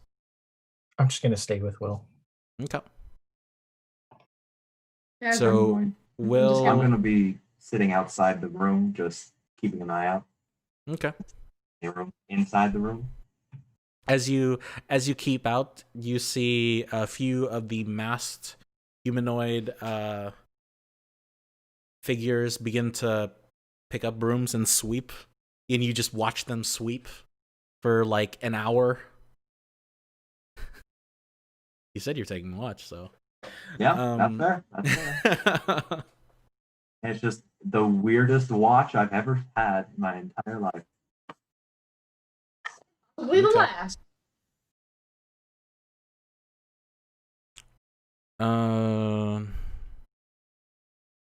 Okay. I'm just sleeping along with no concerns in the world. Yes. You all gain the benefits of a long rest. Rest is a relative term here. You guys are creeped out. You guys have no idea what's going on. You don't think anybody else knows what's going on. And you get the feeling that nobody knows what's going on. And the fact that the servant told you that the headmaster doesn't know what's going on makes you realize that nobody knows what is going on. And now you guys know how I felt. So, Okay, you deserve that one. So, as you guys wake up for the morning, you hear a trumpet, Boy Scout style, do do do do do do do do do do. As you hear a raspy bunny voice go, "Good morning, Chaos Plane participants. Welcome to the Paragon Games. Please join me in the front entrance. Better hop to it." I wake up and I'm like, is this rabbit really going to make puns about him being a rabbit? Well, they better be bunny. I walk out of my room. Hey! Oh, God. I know. I should just, end it. It's good shit. It's good shit. I like it. As all of the contestants walk down. Hold up. Where did the music go? It disappeared. It It stopped. disappeared. I cast thaumaturgy. You silenced the music. Yeah. Cool. As you go down, you see all of the participants begun to gather around wearing their their usual attire that you saw from the day before. Will is now awake, so FYI. But you can see that some sort of, I guess, conversation has begun taking place around the fireplace as everybody begins to rally up. And the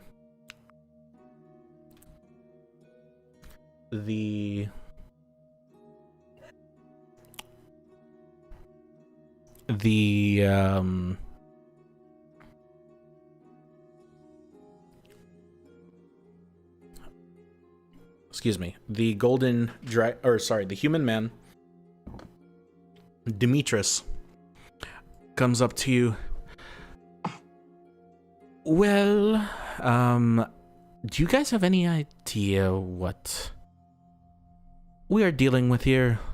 Like, do you have an idea what we're going to do? It seems nobody else has any bit of ideas. Well, according to the butler that wheeled in, I point over to Will, him, not even the fucking bunny knows what's going on.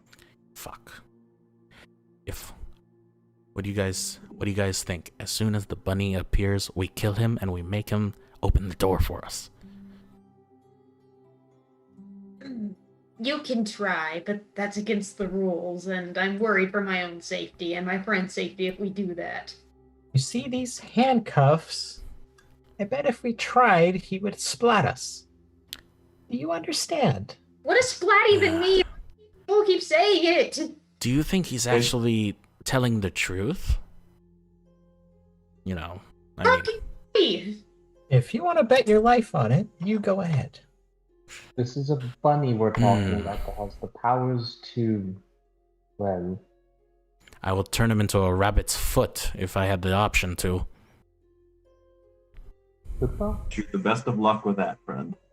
Yes. Now, let's find out what this bunny wants. As you hear a familiar voice, and open in this whole Danganronpa feel. Yes, I know. Oh God, So I knew immediately it was Motherfucker. Danganronpa. motherfucker. I knew immediately. welcome to my game of Danganronpa. Dungeons and Danganronpa. God, I love you, Francis. Dang it, Ron Paul. Reference. As you come up, you see the funny little bunny wearing what appears to be this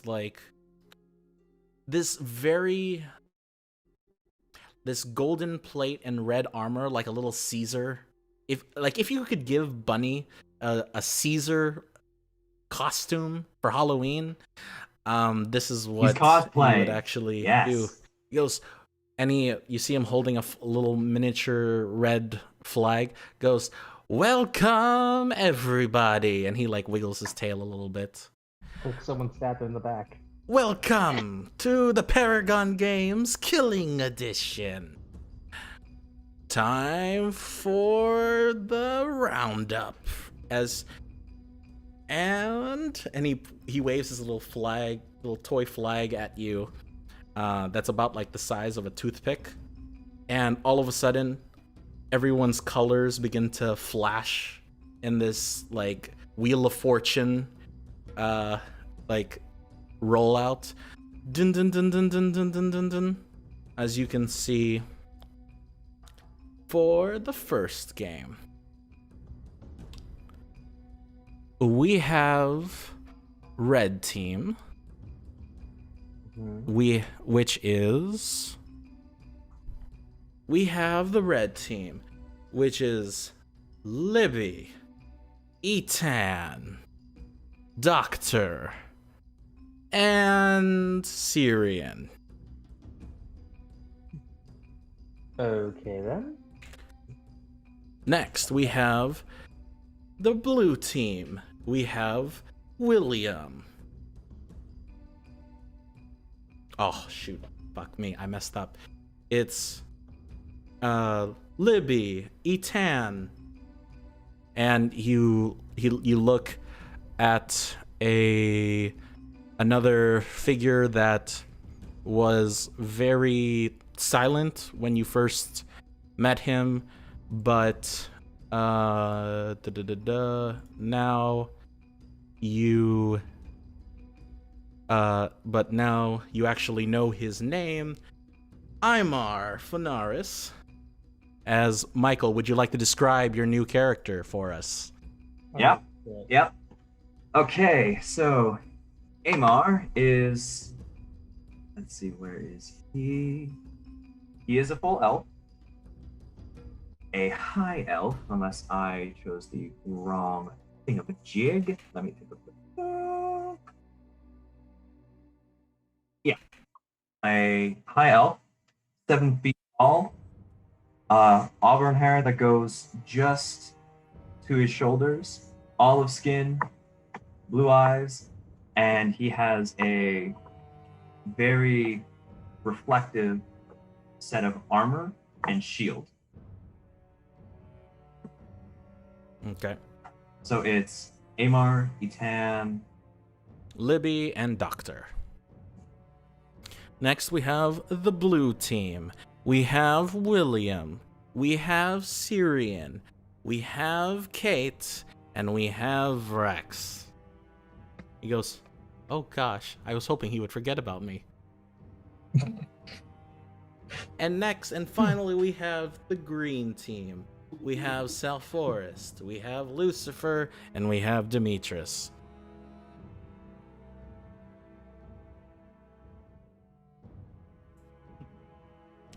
Well, time for the game to begin, shall we? As all of a sudden, each of your bracelets emit this shocking vibration throughout your entire body, and all of you go unconscious. Now, Oh. the way we're gonna do this. So, I would like everybody to leave the call except for Libby and Etan. What? Bye then. Guys, Hey guys, Okay. this is fun. I like this. Oh.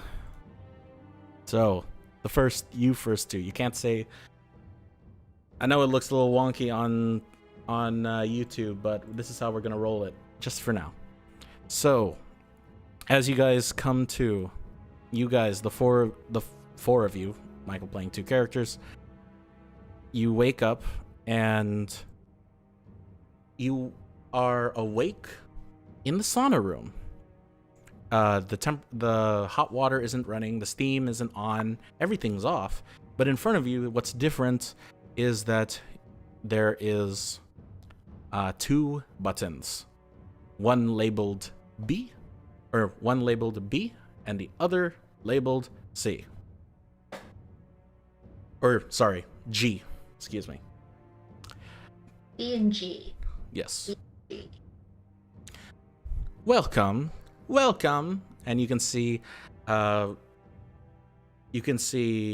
coming out, sitting as if he's been taking a long bath, still wrapped in a towel, holding what appears to be this almost toothbrush-sized brush, kind of just brushing his back a little bit. You see Jeff Amadeus III enjoying the sauna. He goes, "Welcome! You disgrace the This name. is the first game of the day." So,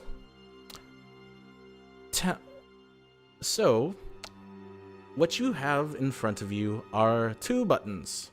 One is for the blue team. The other represents the green team. So,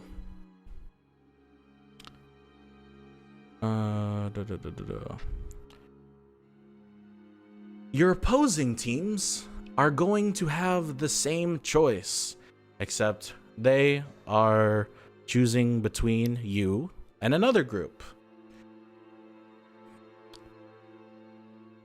If one group receives 2 votes from the other teams, then that group will be executed. You have What? 10 minutes to vote. As I begin to get up. Alright, can you say all the people on all the teams again, just so I can actually write them down and then have the problem from my Yeah. phone? So, you guys are on red team. Blue team is Will, Syrian,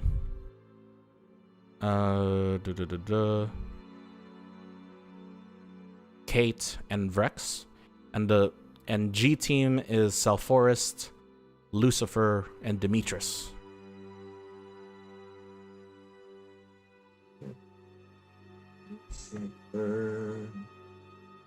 Yes. So, tell me, enjoying everything so far? Enjoying your stay? I hope all the rooms are accommodating for you. Would you fuck off? Okay. What happens if each team receives 1 vote?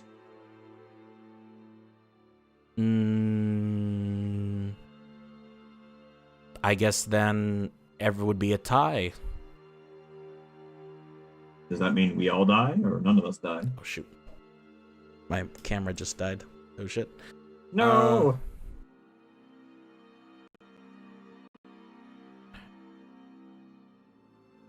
Sorry about that, guys.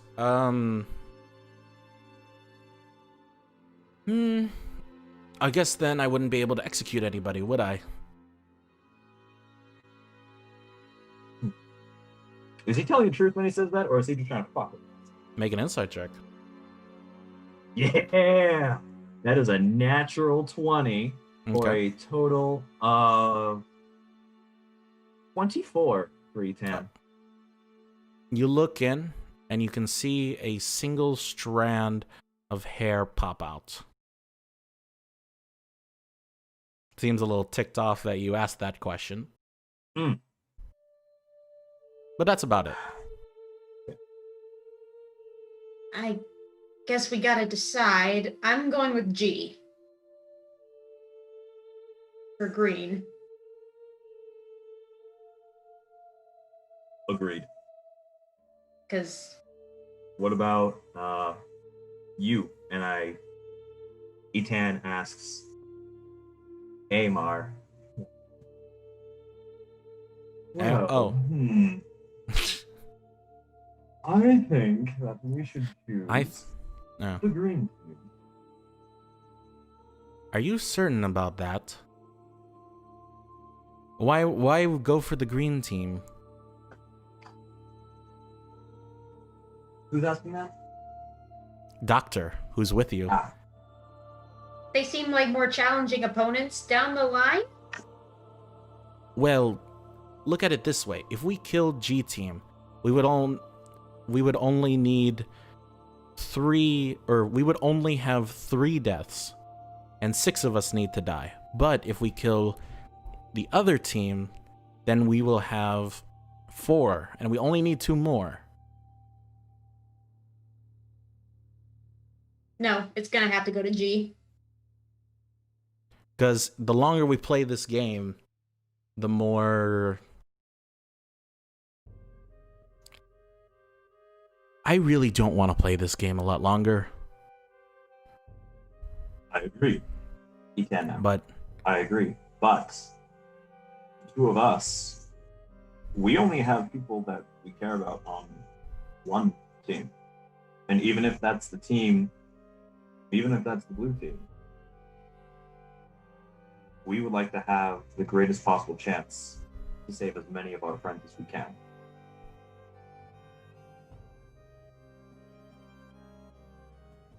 make a persuasion check, please. Oh, jeez! No! Because you're a tan. Yep! I am Etan! Alright. Etan. Persuasion. -1. Non-natural 1. Well, either way, 3 out of the 4 G. We have to vote. We're going with G. Well, I'm just saying that pressing a button is a lot easier than slitting someone's throat. And speaking as a doctor, it might be easier to... We're going to have to press it either way. What difference does it make? 1, you're killing them indirectly, because you don't even know how the other team is going to vote. I know how the other team is going to vote. Our friends are in there, and they make up the majority party. They would never hurt me or Etan. I know that. I know my friends. And knowing how our companions would act, they would also be voting for the green team. So if the 2 of us vote for the green team, go on, Libby. That way, we're not at a stalemate. We don't know what's going to happen if there causes a tie between all of us. He might execute all of us, he might execute none of us, and then we're back in the same position as before. Thinking logically about how our companions are going to vote, we go with green. Well, but you're killing the green team if that's the case. Kill somebody? Why not spread out the votes? No! Why? Because we don't know if he's going to kill all of us or none of us then. He's been truthful this far. Amar will speak up at this point. Well, at this point, we don't really have much of a choice. From the sounds of Etan and Livy, their friends on the blue team. On the blue team, will be voting green. If we vote green, they're gone. And we're one step closer to getting out of this game. You wanted Yes. to get out sooner, yes? Yes, but it has dawned on me that Amadeus also said that more information will come out as the game progresses. So if we drag it out, maybe we can learn a little bit more and see if there's a way we can dupe Amadeus. I don't think we can dupe Amadeus. I mean, come on, he's just sitting right there. And Amadeus goes, "You're cute. I like you." Right. So, do we get more information as the game goes on? Is that just a time progression, or do we actually have to do things in order to progress? You actually have to do things to progress, but time is more of a...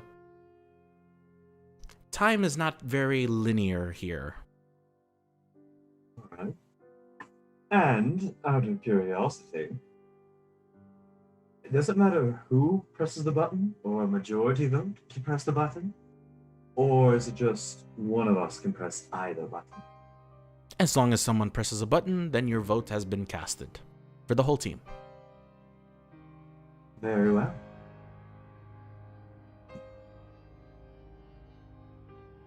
Doc? If you know you're gonna vote green and you know your companions are gonna vote green, you are killing 3 people. I'm just saying that. And you, my friend, are going to be killing 4 people by pressing blue. I'm saying we spread out the votes. But we don't even know how the other team is going to pick. If our friends pick them, and then they pick us. Well, I'm positive of that. I met with a few of the others and, well, from what I can tell, they seem to be willing to work together. I mean, kind of have to, in this sense. But were they all an adventuring party, like our most recent arrivals? Or were they coming in one? I'm not sure how much Amar was around to see.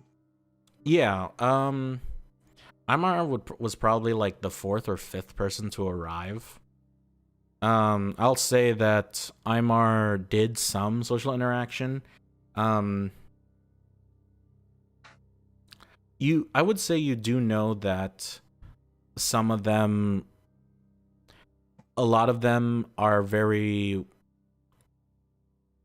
withdrawn to their ideals.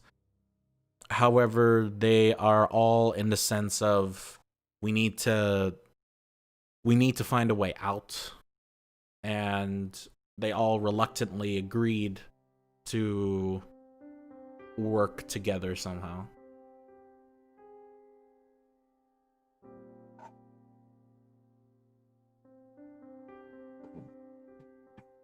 I'm gonna go back over to Tam. You don't have to I talk to still yourself, say- by the way. Just, the the voices are Tan are just... just so that mostly Maddie/Libby knows, because the voices are fairly similar. I don't think talking in circles is going to get us anywhere. We gotta decide. We put down our cases. We're pressing green. We're pressing blue. But what if our friends have the same idea about spreading out it and they pick us?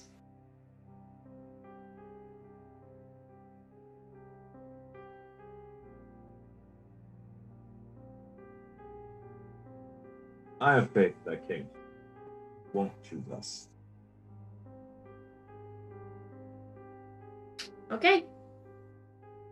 We're going with the 3 people. Alright. His hand goes up. Press the green button.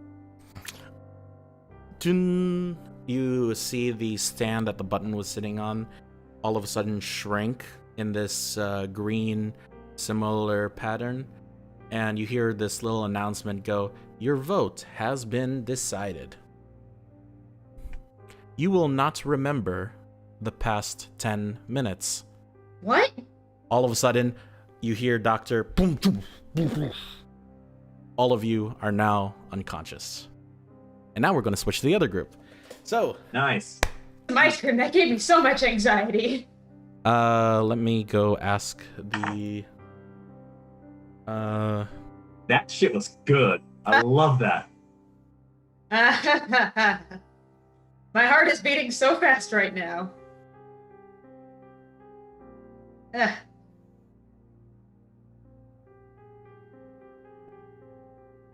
Okay. And I'm gonna need you two to leave for a few minutes. Bye. Yep. Bye bye. Sayonara, everybody. Fill us in as soon as you can. I'm getting ice cream. Have fun, bud. Yep. You know it. Hello. Hello. Oh. Wow. Cool. Okay, let me just pull up my notes really quick. Cool. Wait, isn't So- Rex in her group? Yeah, Where's Geek? but unfortunately not here. So he cannot make he has no say now. So, blue team. It is Will, Syrian, Kate, and Vrex. So, you guys wake up in what appears to be the meditation room. However, everything is off, even the way you look at it. And the furniture has also been slightly moved to make room for these two little pedestals, both of which have a button. The first one is labeled red, and the other button is labeled green. And you can see sitting there with sunglasses and a little yoga mat, kind of in this yoga pose and slight meditation, you see a little bunny, Jeffrey Amadeus, goes, "Welcome! Namaste." Oh boy. This feels a bit off. Well, Yeah, just a tiny bit. so here's how the first round of the game goes. Mhm. So, in front of you, you have two buttons. The first button, on the left, represents the red team. And the other button, the one on the right, represents the green team. Your opposing teams have the same choice. If one group receives 2 votes from the other teams, then that group will be executed. You have 10 minutes to vote.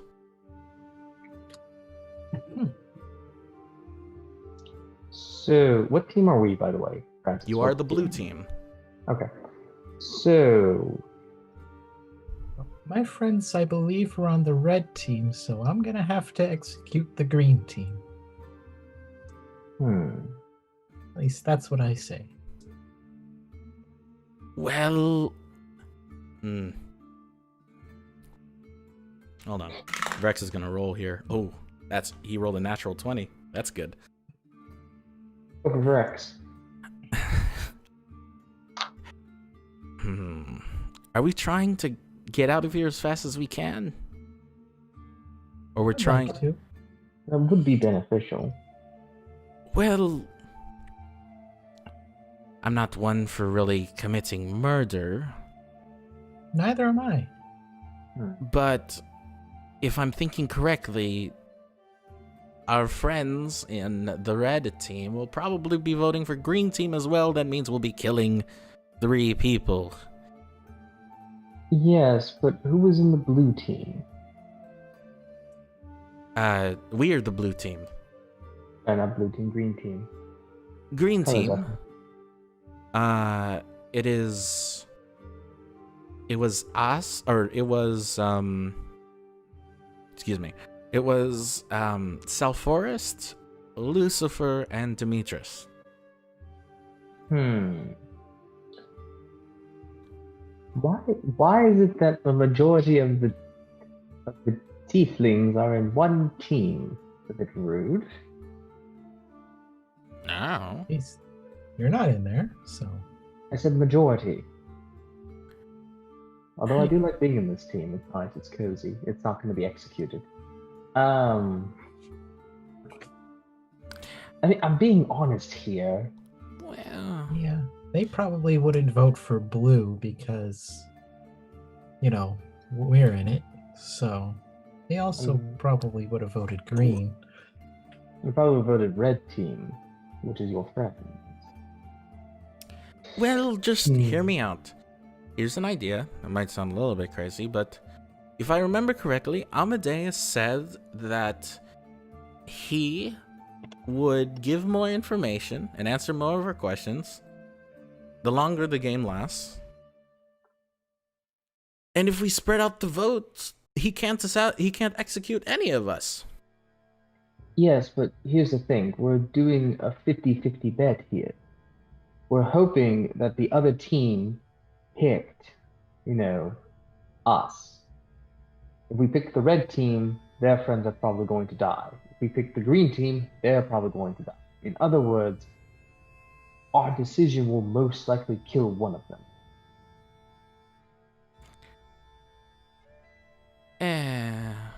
Because there's not a likely chance that they'll pick this team, the tiefling, or their friends. Or your friends, I should say. There's no way they would pick this group since you two are in here. Well, if you put it that way, I just don't really know how I feel about killing 3 people I barely know. Look, we'll just make it simple, alright? There are 2 buttons here. The red team is for your friends, and the green team, which is this button I'm pushing right now, is the other people. I pushed the green button. Okay. Fair enough. Simple. That works for me. Simple. Cool. See, now you don't have a guilty conscience. I'm the one who most likely probably killed them. But to be fair, they seemed like assholes. And yeah. Especially Well, the big one with the And the axe. tieflings. God. Yeah. Aren't you a tiefling? Semantic, shut up. I'm trying to have fun here. As you press the button, you see the runes on the side begin to glow in this green-like pattern. Mm-hmm. And it goes... You hear an announcement goes, "Your vote has been decided." And you see Amadeus begin to hop up from his chair, be like, "Well, that was a lot easier than I thought." I know, right? Well, best hop to it. Good night now. And you hear an announcement go, "You will have no memory of the past 10 minutes." Oh. All of a sudden, your cuffs begin to vibrate again as each of you, one by one, fall unconscious. Begins falling unconscious. By the way, elf lady, I really wish to bang you. Goes unconscious. I'm unconscious, so I can't respond. That's what I hear, my final words before going unconscious. I'm going unconscious. I can't respond. Oh god, let's get the other 2 in here. Okay. That was really easy. Thought that would be a lot Very harder. quick. Let me put in the... See, quick, decisive, voice of reason and logic. Well, I was also kind of hoping Guy would be here. Yeah. Yeah, it's fine. It's okay. It's okay. That's I could okay. persuade. I could have persuaded him to push the button. If I wanted to. I mean, they're tieflings. Fuck them.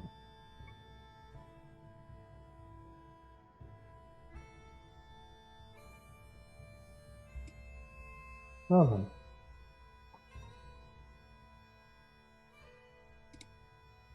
There's one.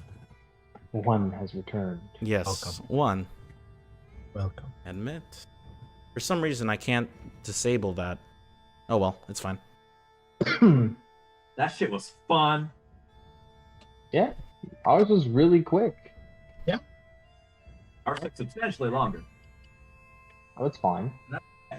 Francis, in order to de-stress, I got myself a bowl of ice cream and decided to watch YouTube, and I saw the live stream on there, and it took all of my self-control to not, and it's fine.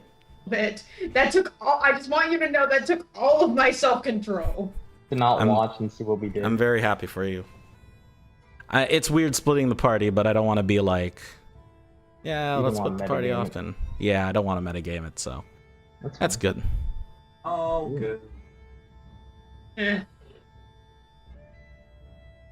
So, as you guys, all of you, gradually will begin to wake up, and you are back in your bedroom.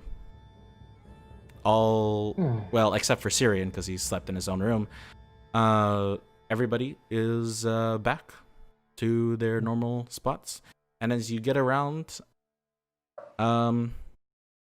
you look for green team, and you have no idea where green team is. Well, glad then. that everybody has finally made it here as Buddy Amadeus comes by. What about green team? They're not here. Green team is... wait for it. Announcing the current deaths. Red team, no one. Blue team, no one. Green team, Lucifer, Demetrius, and Lucifer, Demetrius, and South Forest. Oh. Well then. They seem to have died. Yes, as your votes seem to have carried weight. You all had to vote on who to kill. So, Why don't you remember this? well, let's just say what happens here kind of stays here, you know. Wouldn't want... And when we're done here, we don't remember anything that happened here? You remember the results. That's all that matters in the end, don't you think? Well, there are now currently 8 of us. Mm-hmm. So what are we going to do to get rid of 3 more people? Jumping the gun. That's entirely up to you. What if we try Round a 1 is over, kill? so... What if instead of killing, we just see who lasts the longest?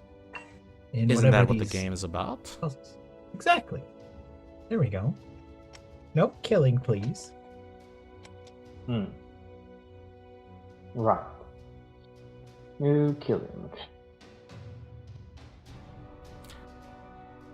Well, the day is yours. You can do whatever you want here, interact with anybody who is still here, and I'll see you in the morning. Quick question though. Are we now allowed to kill people outside of the rounds, or what? Oh no, that would spoil the fun, wouldn't you say? So we have to wait until tomorrow. Got it. Yes. Information. You said as the games go on, we'll get more information. Well, one True. get.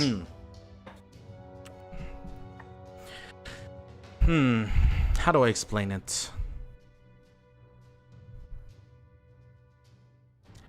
Life is truly unfair. You see, a child crossed the road while a cart was coming and derailed the cart. But on the back of the cart were packages of food that was being delivered to the nearby villages. As a result, the nearby villages were unable to get the food that they needed during this dire time. As a result, several of the villagers died of malnourishment and starvation. Horrible. The point is, life is truly unfair. And this is sort of our way to not only highlight that, but determine if really life is worth living. Okay, then.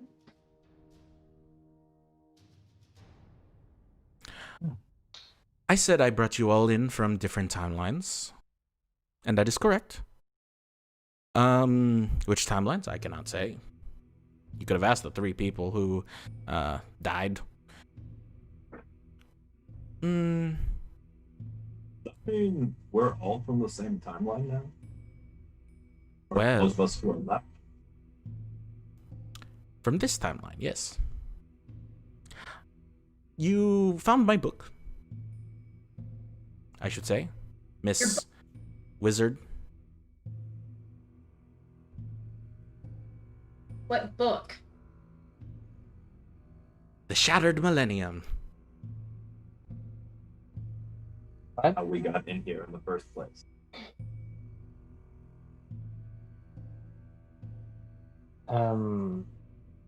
Well, Will, you weren't conscious for it, but remember back when we needed to do the combination, one of the books that you found was The Shattered Millennium.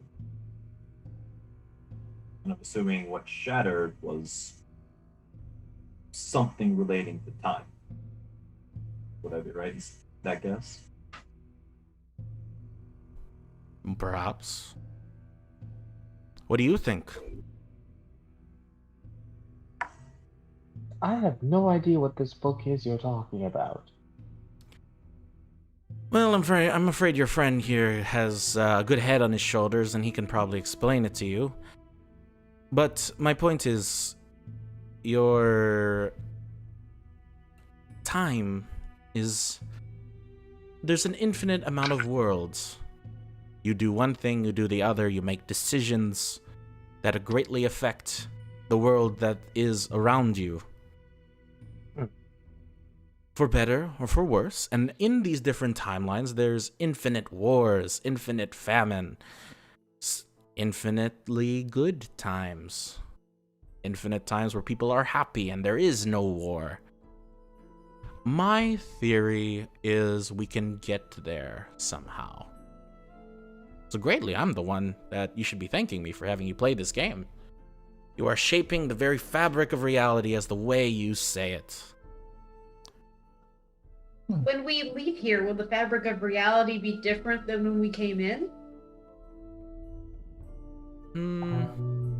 Possibly. Tell me,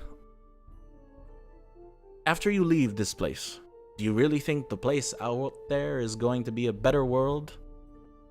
Or will it be the world that you once returned to, as if unafflicted by any of the decisions that you have just made?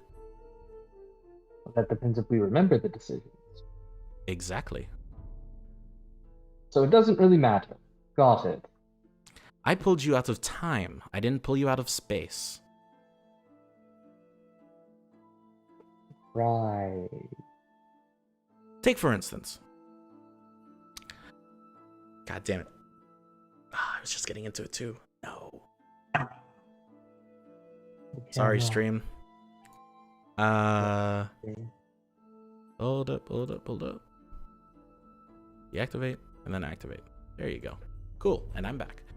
So, take for instance, I believe, you called him Lucifer, right?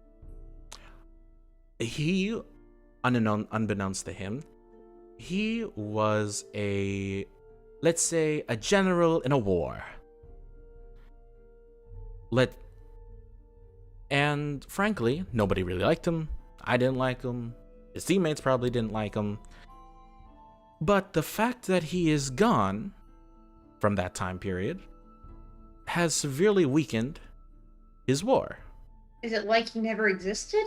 And it's like he never existed. He was just plucked like a cherry. And frankly, what does that do well for his opponents in that time period? Or should I say, maybe even the use of that time period?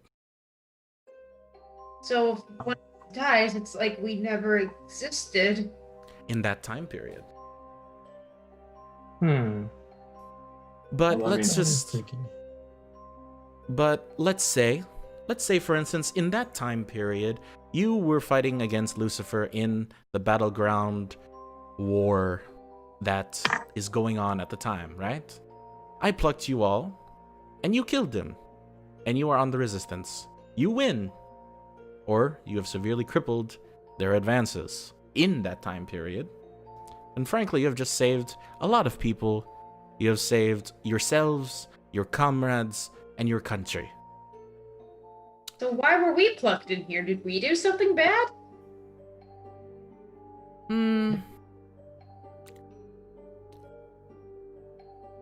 Did you do something bad? I have no idea. Chaos is a wonderful thing, and that's what makes life truly unfair.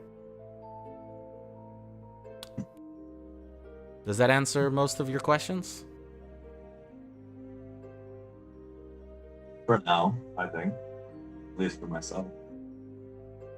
Yeah, that should be sufficient. Well, enjoy your stay. Ta-ta!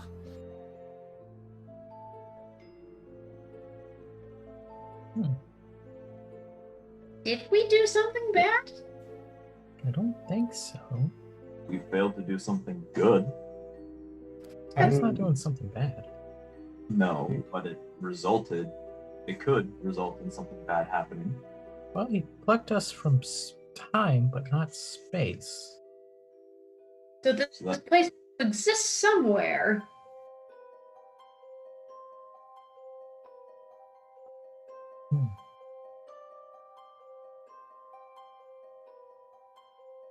I was keeping up with Bunny Man for a while.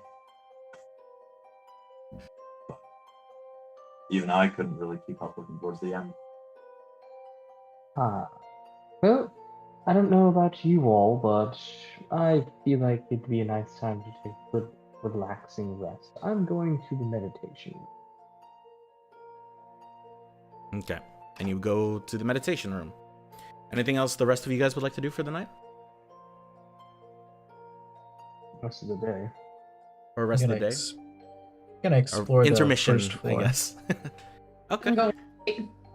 Gonna go to the first floor. You're gonna go to the first floor. Nice. Wait, no. I just thought of something else I'm gonna do. I'm not going with Kate. Okay. Where are you gonna go? He's- Or if... Do I still have the book that we pulled off of the shelf? Yes, you do. I'm just gonna sit in my room and I'm gonna start reading it to see if I can find any information on this place or anything that could help us. Okay. As you open the book, it is blank. Mother. Most of the book is blank, is what I'm trying to say. But the first few books, or first few pages,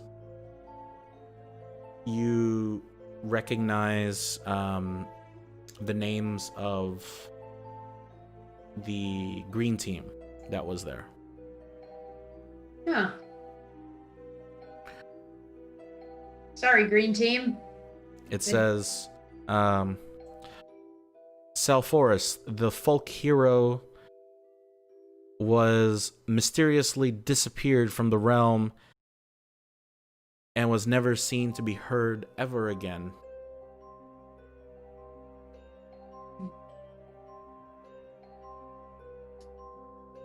Seems he was more of a hero figure. Hope he didn't have friends. The Lucifer mentioned is during the War of the Black City, Lucifer Daemon, a secondary commander to the archdemon Lazarus, was mysteriously executed and killed in his quarters on in 492. Interesting. This severely weakened the highest members and boosted the morale of the resistance. Something good came out of it, I guess. And then finally, Demetrius.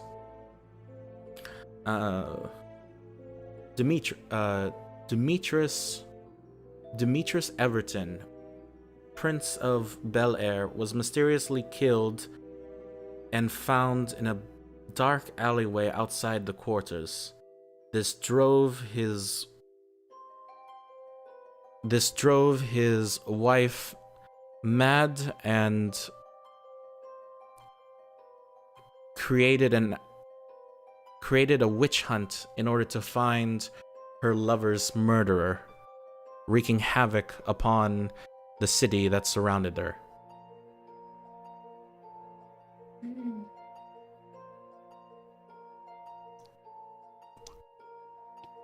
I'm sorry.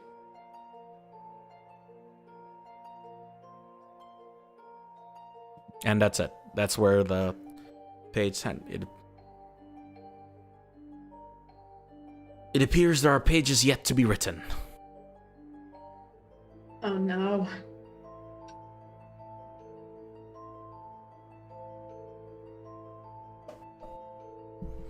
So, Kate, as you are going to the first floor, you enter the very first room, and it is a very large dining hall. There's a long table with several chairs, 11 to be precise, and lots of food that has been set on the table with drinks and wine and ale and all that other good stuff, with lavish decor, paintings and furnishings and all of that good stuff. And it's sort of in this L-shaped pattern that leads into another door. I'll go down to the other door. Okay. You open the door. Mm-hmm. This door actually has a handle. Bless. And it is blah da da da.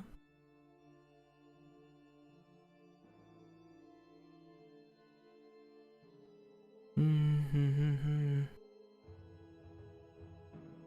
Hold on, let me go to my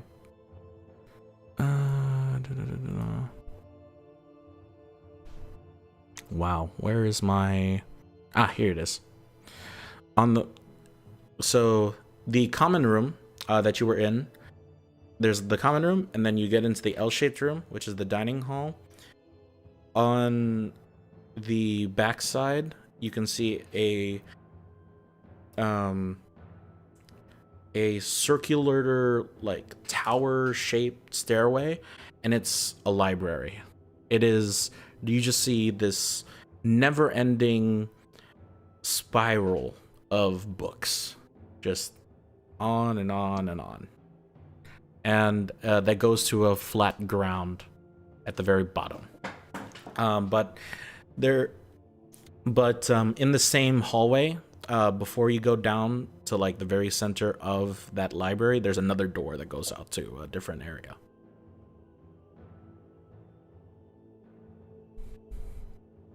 Go to the other door first. Okay. You open the door, and you see even more paintings and sculptures and plants and other things that you would find in a museum. You can see several different glass cases with with religious text and statues and books. A few less books than the rest of the area, but you can see this is where like you feel kind of offset because all of the paintings and statues are all people. And you know, have you ever felt where you walked into it and you looked at a painting and you're for sure that the painting is looking at you, but that Scooby-Doo feeling? Yeah. Yes. That's what you feel right now. Is there another door anywhere, or is this dead end? This is a dead end.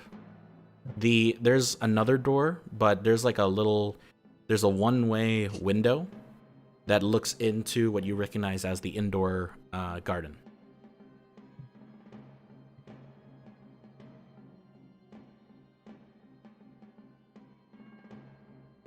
Are there any people I would recognize? No. Make a history check.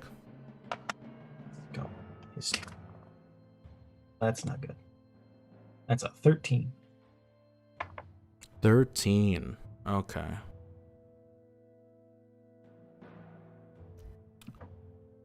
You recognize one of them at the very least, because you can see kind of in this that is held together by these metal wires that are hanging from the ceiling.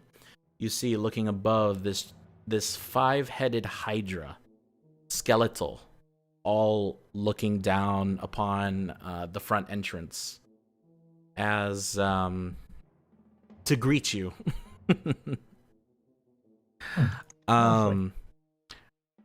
As you continue looking around, you do recognize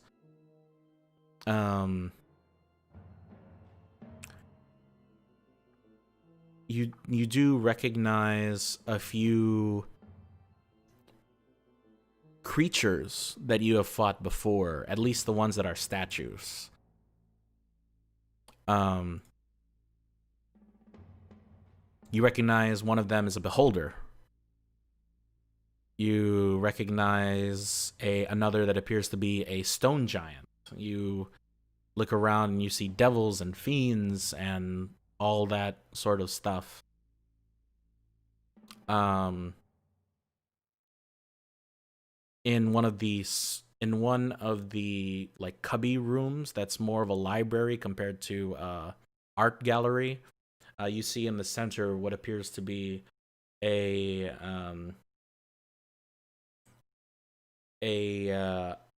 horn. Unbeknownst to you, though, this is probably one of the creatures that you don't recognize, but you see what appears to be this fiendish-like entity with horns sticking out of his head, holding a great axe that looks like he's about to strike down his foes. But besides that, the rest of the sculptures are mainly monsters, is what I'm trying to get at. None of which that you recognize, except for the one standing kind of close to the exit going towards the garden, a familiar fiendish-like entity holding what appears to be a piece of parchment if he wasn't made out of stone. And you recognize Durant.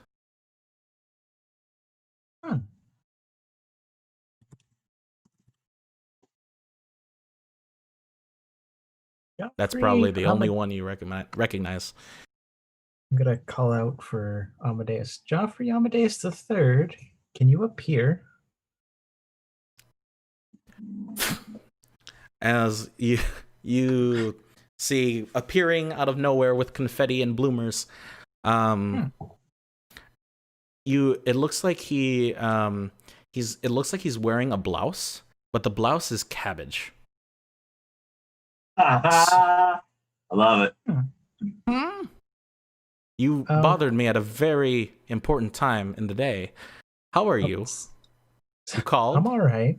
I'm just confused about why are all these monsters about? And can you tell me about this one? And I point to Durant. Hmm. Well, I'm a collector of sorts. Hmm. That one over there. I like to collect certain creatures that interest me.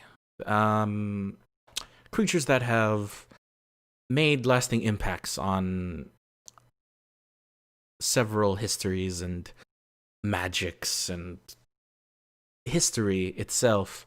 The one that you're looking at goes by the name of Durant. Durant Braun, I believe that's his full name. He is a archdemon from the is it still Nine Hells? From the Nine Hells. They called him the contractor. What he would do is he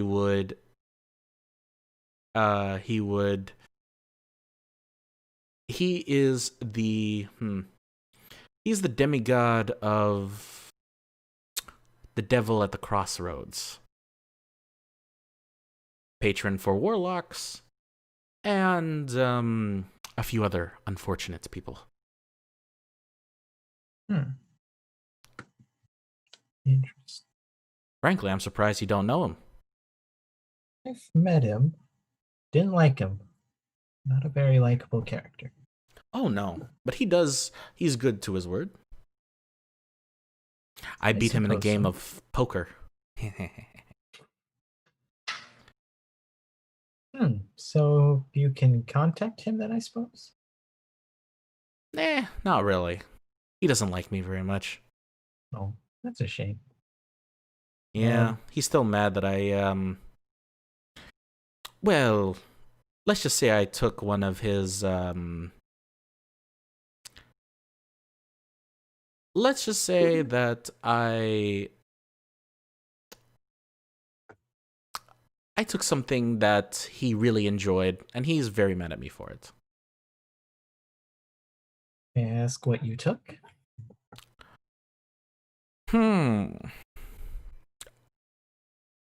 Well,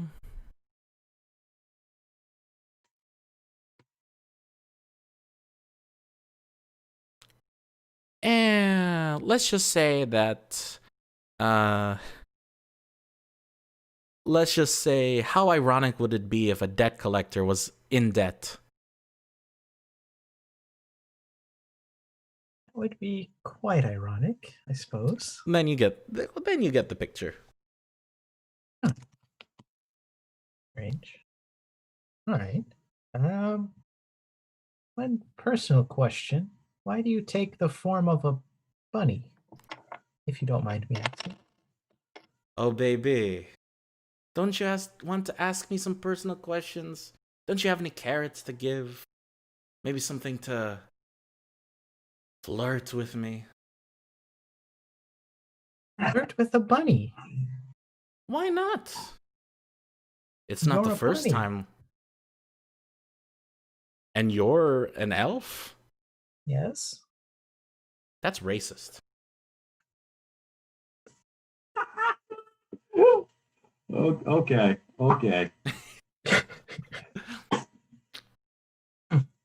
Good night, everybody. The only kind of bunnies I know are the cute and adorable ones that you have as pets, not as companions for the night. See? You can have companionship with bunnies. Well, yes, but not that kind, usually. Do you, like, just ask your bunnies to do tricks? What am I, some sort of... Yeah. Not you, though. You're different. Because I'm fabulous. And he, like, shakes his tail. Precisely. Exactly. I don't think rabbits lay eggs. But anyway, I'll be off now. Have fun with whatever you were Bye-bye. doing with your cabbage blouse thing. Have fun. Looks down. My cabbages! And he just runs off. Hmm. All right, I'm gonna go back to the party. Yes. So what are the rest of you doing? Well, I'm currently just relaxing in Okay. the meditation room. Just taking my mind at ease. Hmm. Let's see here. Sitting in my room, thinking about life. Okay. We can fast forward to the next challenge if you'd like. Hmm. That's I'm fine. cool for that. Okay. Something You to know what? end the night on. So, We since it is getting late, I'm not going to have anybody leave the call. But, cool. So, as you sleep for the night,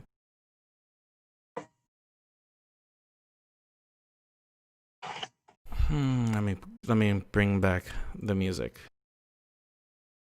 Yes. We need do that. it. We need that dank music. Something we can hop to, Yes. bounce around with.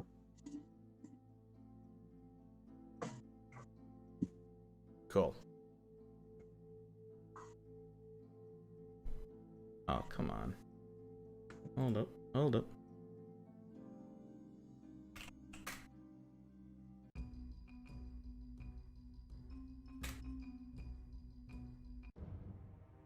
Cool. So, as you all wake up,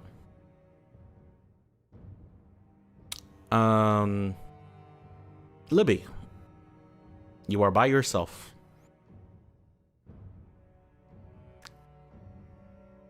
You are in a room that you've not been in before.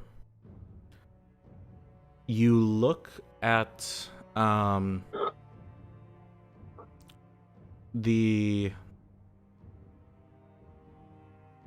you look at the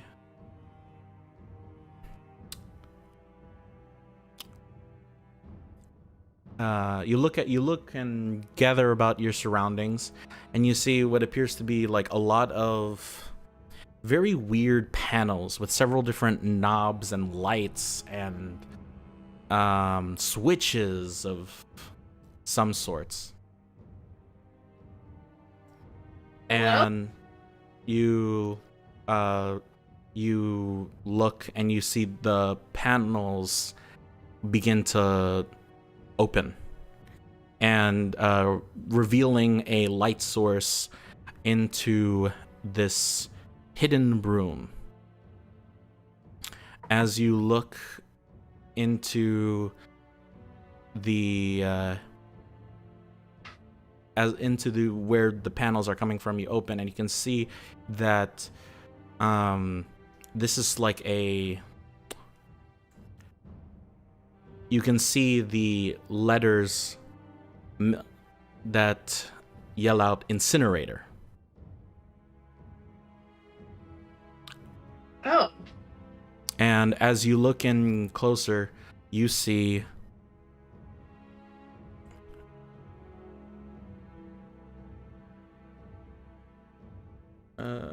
let's see.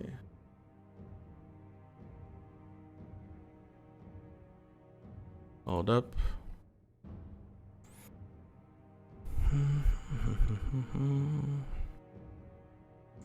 You see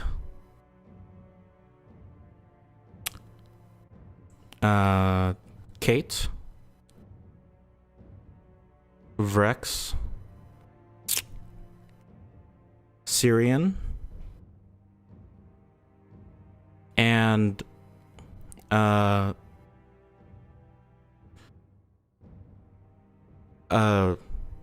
sorry. You see Kate, Vrex,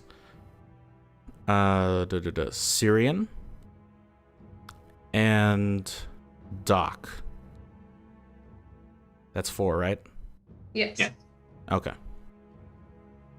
All, like, unconscious inside of the incinerator. And you hear an announcement. Jun jun jun jun. Round 2 of the Paragon Games Killing Edition has begun. As incineration begins in 20 minutes. What? As you look over and you see coming from the wall, as you see both strapped hands, legs, feet, and head with blindfolds on, you see what you recognize to be Etan and Will.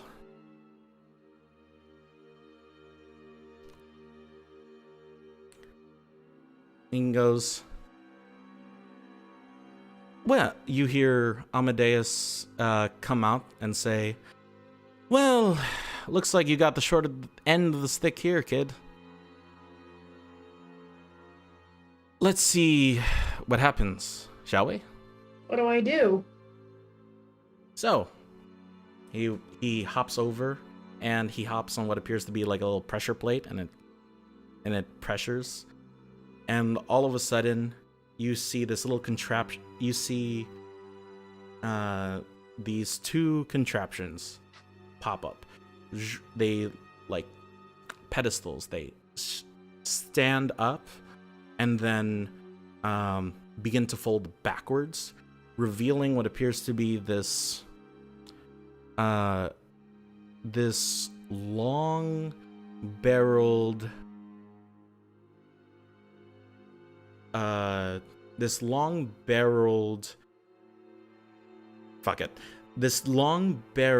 revolver that is fixed into this position, aiming at the heads of both William and Etan.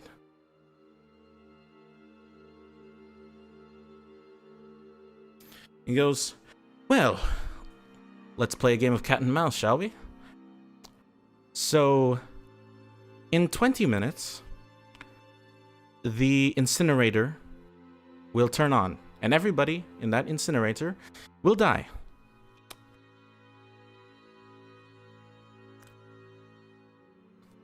Anywho, the only way to get them out is if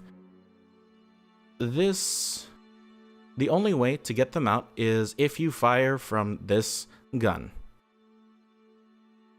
However, the gun is loaded 50% with blanks and 50% with real bullets. And these are bullets of true death. No coming back from this time.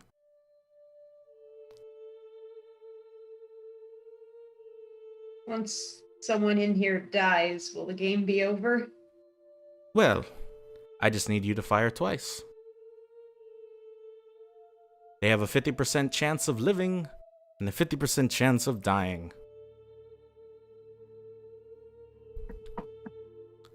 Oh, no. Simple enough, really. And if you only fire blanks, then both of them will stay alive and everybody makes it to the next round. Am I gonna remember it this time around?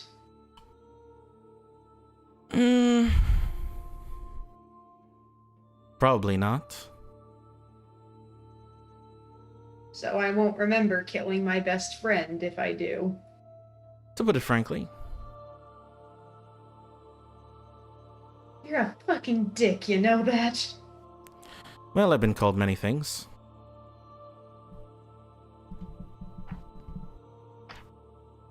You listen here. You listen right here. My best friend has stared death in the face and didn't even blink. He knew it was his time and he accepted it. And he is stronger than me in 1,000 different ways for doing that. Well, that may be true. But did he really want to come back at that time? No, that was me being selfish.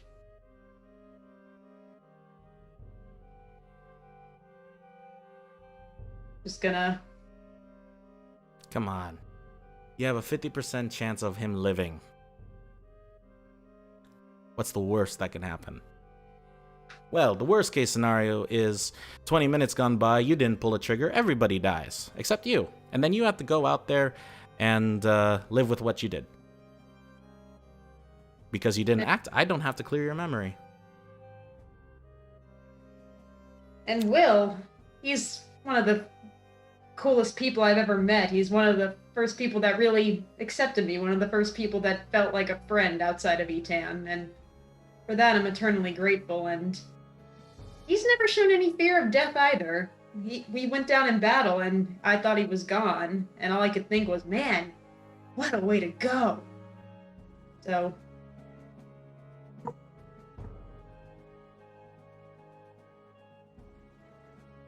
just gonna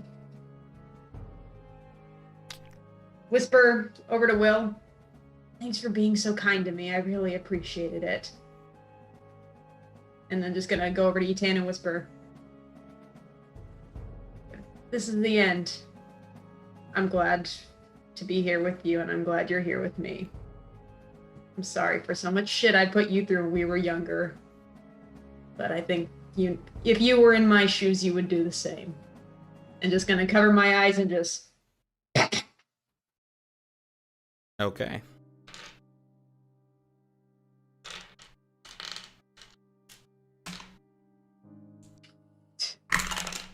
Francis, if I die young, it's your fault. It's causing me so much stress.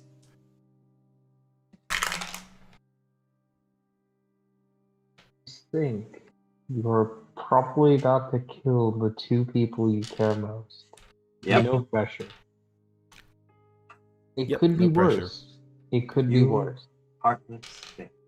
You could be trying to kill either me or Michael's So- new characters. Yeah, I'm kind of metagaming here right now because I don't want to kill new characters that y'all want to play and spend time making. So, I mean, It's fine. as you begin to cover your eyes, you hear Etan groan a little, like he's waking up from a very weird dream, and he turns to you. You can see the splatter of his brain all over the walls. And you look at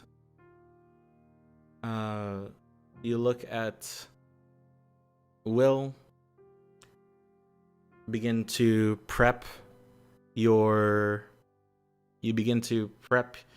shot, and all of a sudden the second shot goes off, and both Will and Etan are dead. Dead. I'm sorry. As you look on, you see Rex and Kate kind of just like they're behind plexiglass, and they're just watching you do this. All of a sudden, the announcement goes, Round 2 of the Paragon Games Killing Edition has now been complete. You will not remember the past 30 minutes. All of a sudden, the familiar vibration from your cuffs go off. Doo-doosh, doo-doosh, as everybody falls unconscious. Except you two, because you're fucking dead. And half dead. You can't be unconscious when you're dead. Yes. Well, you're not conscious anymore, so. Yes, technically correct. I like it. Yes. And as you come to, you are back in your bedrooms the way you went to bed, essentially.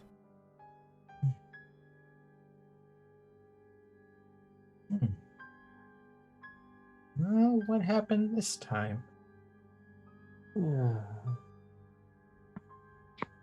Well, you go up and you look around, and there's no Will, and there is no... I almost said way. There is no Will, and there is no Etan. Oh, dear. I just got him back, and now he's gone again. Announcing the current deaths. Red team, Etan. Blue team. Blue team, William. Green team, Demetrius, Salforest, and Lucifer.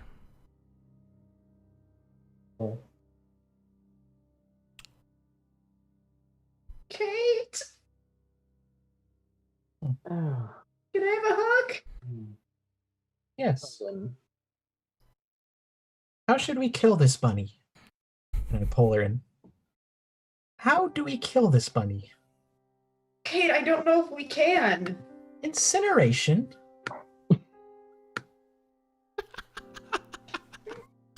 Kate, if you try to kill him, he could get you too.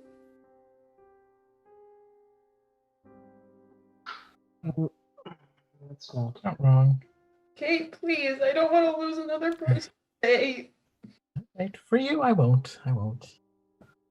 For now, till these damn shackles are off, then I shall try. Perhaps. Oh, god damn it. He's Fucking kid.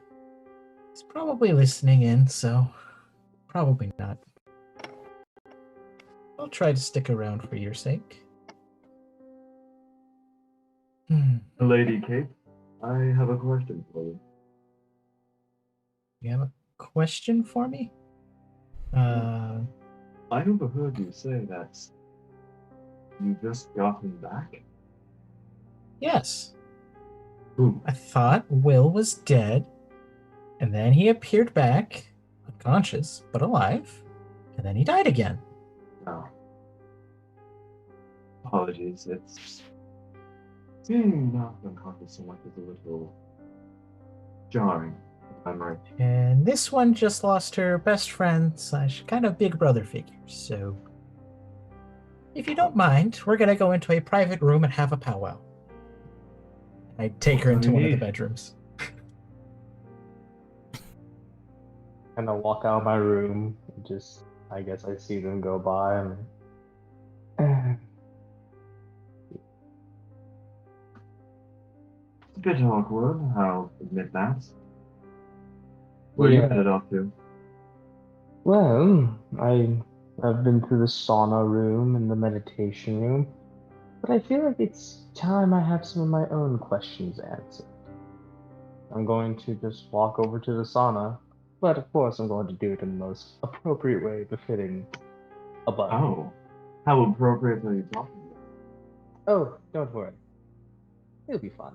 I'm just gonna walk to the sauna room and and just look around and be like, oh, rabbit, the soup water is ready for your stew bath. Where you at? I have carrots in the kitchen downstairs, but not with me. What are you getting at? Where is he? Where is the bunny? Is the bunny? Where is the bunny? Show me the bunny. He just pops out. Someone rang? Oh, there you are. Yes, by all means. Shouldn't you be taking a bath after murdering so many people? I'm not. Probably not. Mhm. Fair. But I have some of my own questions to ask. Sure. So, whoever does this killing doesn't remember any of it. Not at all. Not one bit. Nope. No, they don't. And you see everything Well, that transpires. not always. Oh, Sometimes I let them remember. You are, and this is coming from a tiefling, a literal little devil. You know that? He like reaches over and he pulls out this set of like set of like fake horns that you just wear over your ears. I'm sorry, you tried to imitate me. That's racist. Adam. Well, this isn't. Well, So you're insulting Too my fair. cult. Thank you. Anyway, Well, you're not really a cultural person, to be frank. I am, in my own ways. What do you know of me, Bunny? Well,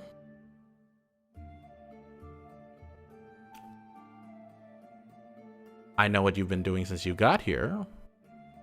Yes, I've been simply lounging around in the sauna and the meditation room. Well, that's what you've been telling everybody. That's what I've been doing. And I guess the trip to the indoor garden was just there for meditation purposes as well. And relaxation. Oh, yeah. Of course, it's a garden. True, very true.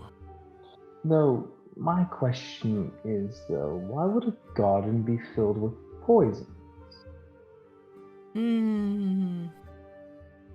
Well, that was for a future round, but you kind of jumped the gun a bit. Quite literally. Oh, did I? Fascinating. And since I jumped the gun, does that give me a little right to know what will be happening next? Possibly. How about this? You're one that likes to play little games, yes?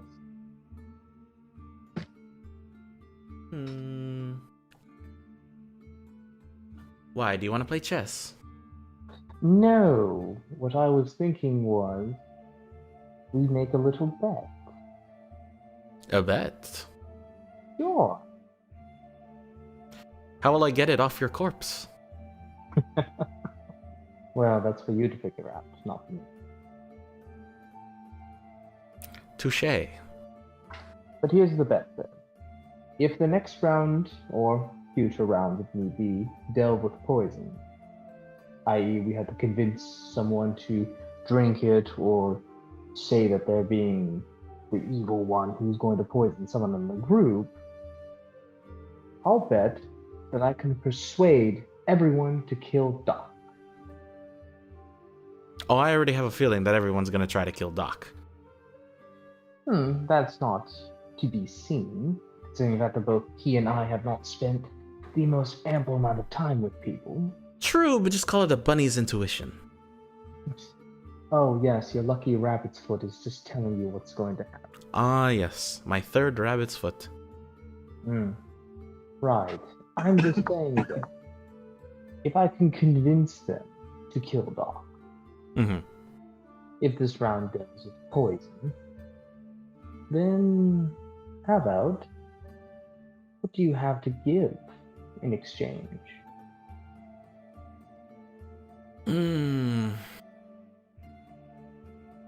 What makes you think I would be very interested in this sort of deal? Well, that depends. You haven't asked me what you want in return.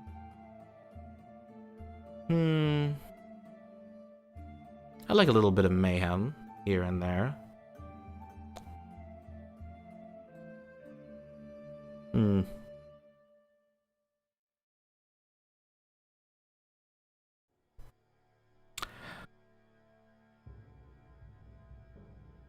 Tell you what.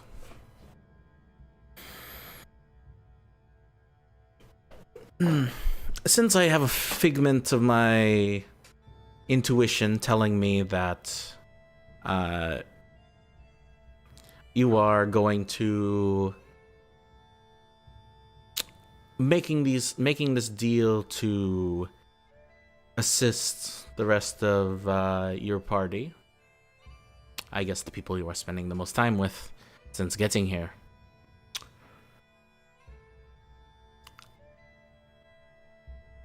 Tell me, what is that you want? What is it that I want? Yes. It's not fair for me to tell you something that I want if I don't know what you want. How about that lucky rabbit's foot of yours that you keep talking about? You've got 3 to spare. Yes, but I don't think you can handle it. Oh, now we're being a little bit prideful in our own power? What do you Yes. think you are, Bunny? I A have lion? complete confidence in myself. Hmm. And But I I mean- can see you too have complete confidence in yourself, Mr. Magical Music Man. I haven't played a single note since I've been here, yet you know that. But the point is, how about you give me that lucky rabbit's foot?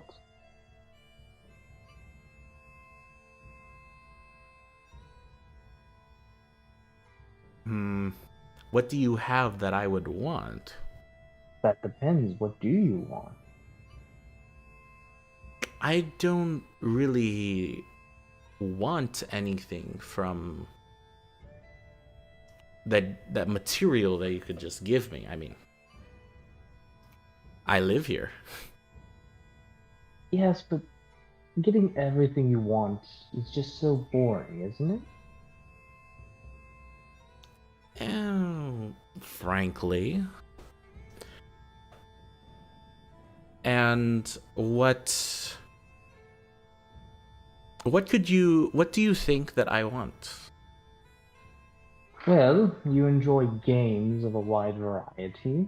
I enjoy games. Both dealing with people who have, for all parts, been part of history in many ways.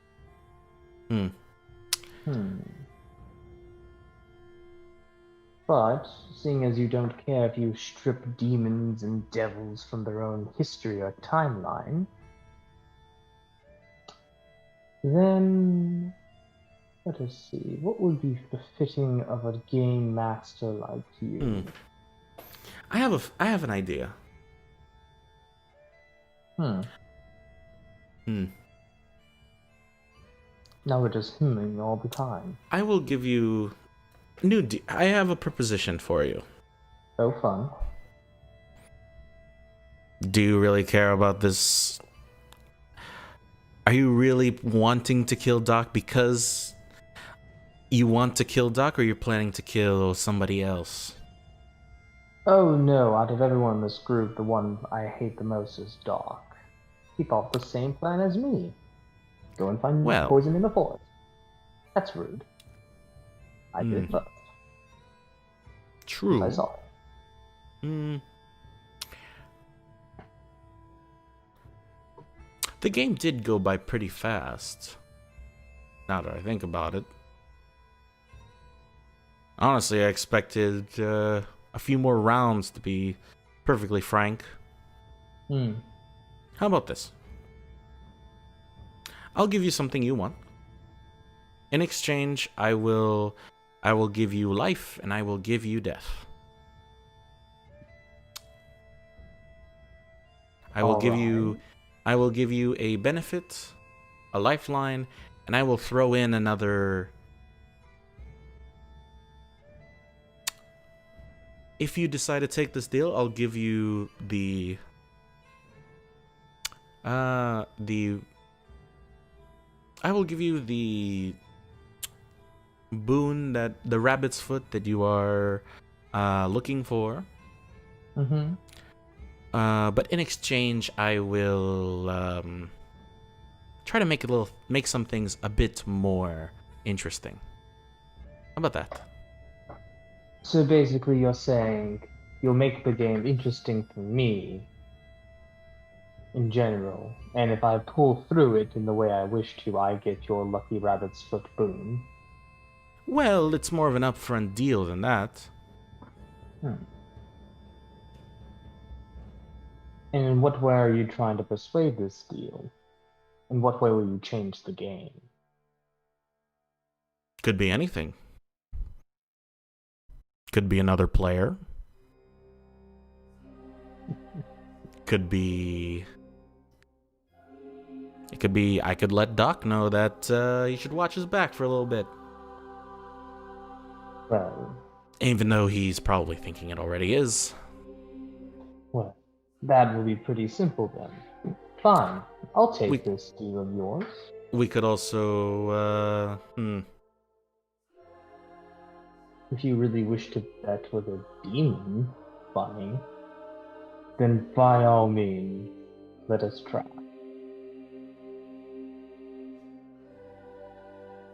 fairly well. And, he reaches into his pack and he tosses you a rabbit's foot. You just have spare rabbit's feet? Yes, I got lots of them. Good to know. Alright then.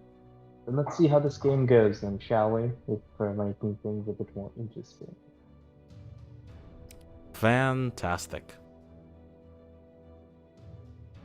Are you going to Tell say me. over the channel?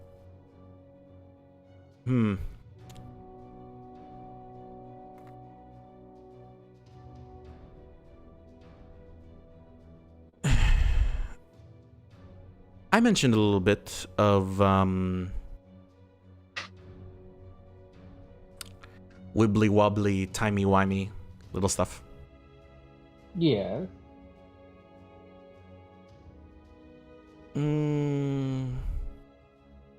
I told you there were infinite timelines. Of course. But that also means there are alternate people of those timelines. What are you getting at, Rabbit? You'll see soon enough.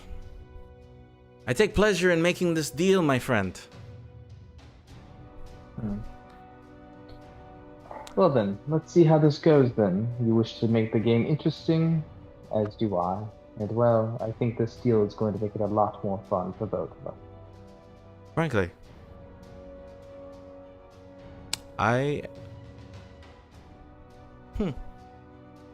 it's like I'm doing this all out of my ass. Just That's another the week at the whimsical- office. Isn't that the whimsical nature of random bullshit? You can never Yeah. predict. Possibly. Well then. I bid Anyways. you adieu then, Rabbit. Toodaloo.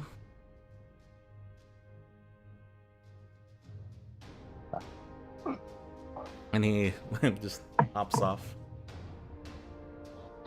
Well then, let's see how the games change with this rabbit's foot and a rabbit in my hand. Okay. And as you all wrap up for the night, we will end our session there because it's already almost 11:30. Haha, pain!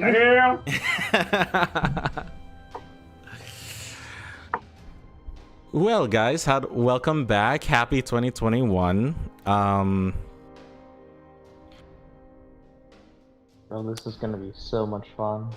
I'm I already, can't wait.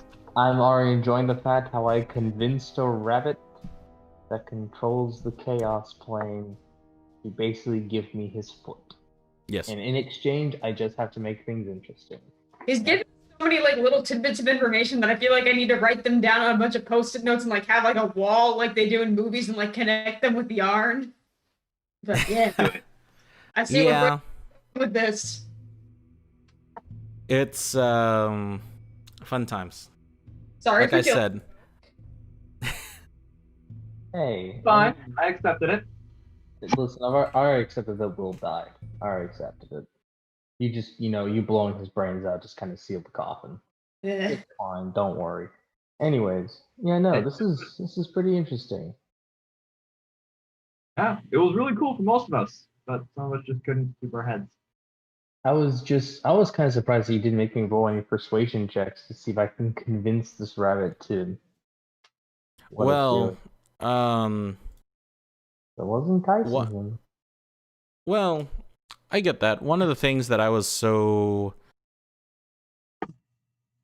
one of the things that I read up on is like having a campaign or a series of events where nobody rolls, and it's just pure role play. Just seeing what you guys would do, like Like it. like the whole like at the very beginning when you're like, I searched the room for anything that interests me. I'm like, okay, well, I guess the more fun of it is like, okay, do you want to go look at the teapots? Do you want to go look at the paintings? Do you want to go look at X, Yeah, Y, and Z? No, I found it interesting. I Um, did enjoy all the banter we had. True, because Definitely felt it smoother. well, yeah, I probably could have made. Well, I probably. It's hard because as a player, I know the result, but like in game, there has to be some sort of resolution. Oh, dude, you did fine. Like you did like really nice. Like that last bit, I was just like, I want to see if I can at least attempt this bunny monster thing to maybe give me his foot. And I Yes. wanted to see if I could. And the fact that you're just like, oh yeah, no. And all I have to do in exchange is, from what I took it, is I have to make it interesting. Well, not you. He said he would insert something that would technically break his rules. Technically. But I have to make it interesting though. That's the gist that I Yes. got, is whatever he throws in, I have to make it interesting. Yeah, it's weird playing this survival horror-esque thing when you have 5 players who all like undoubtedly work with each other. I mean, But I more or less have established my character away from the party because I'm just like, I'm going to the sauna. I'm gonna go meditate. Will anyone join me? yeah, well, Well, off I go yeah. by myself. The only reason why I hate Doc is because the son of a bitch thought the exact same damn thing as me. Yeah, no, like I was 100% gonna be. I didn't know how this whole murder thing was gonna go. Is like, oh, trumpet blows, begin killing each other. I'm like, okay, here's what I'm just gonna go do. I'm gonna walk in saying I got a potion from Doc that's supposed to help Will regain consciousness and health. He drinks it, he dies, and it's like, well, we gotta go kill Doc now. That's a good meme. Yeah, that's what would happen. Yeah. Yeah, pretty much. Don't worry, guys. Incineration. Don't worry, guys. As a tiny hint as my character, the only way you could see past my bullshit is if you roll 17 or higher. I'm sad that we don't remember the events of the past 2 rounds, though. Yeah, every round is its own thing. Well, Bunny Boy did say he might fuck with us and let us remember some things. Well, he told, Yes. yeah, he told my Like, guy that. Like, I don't know if y'all remember it. So. Yeah, like let's say that. Let's say. Okay, let's say Libby shot blanks, and I was debating whether or not if Libby shot if Libby let the time run out and she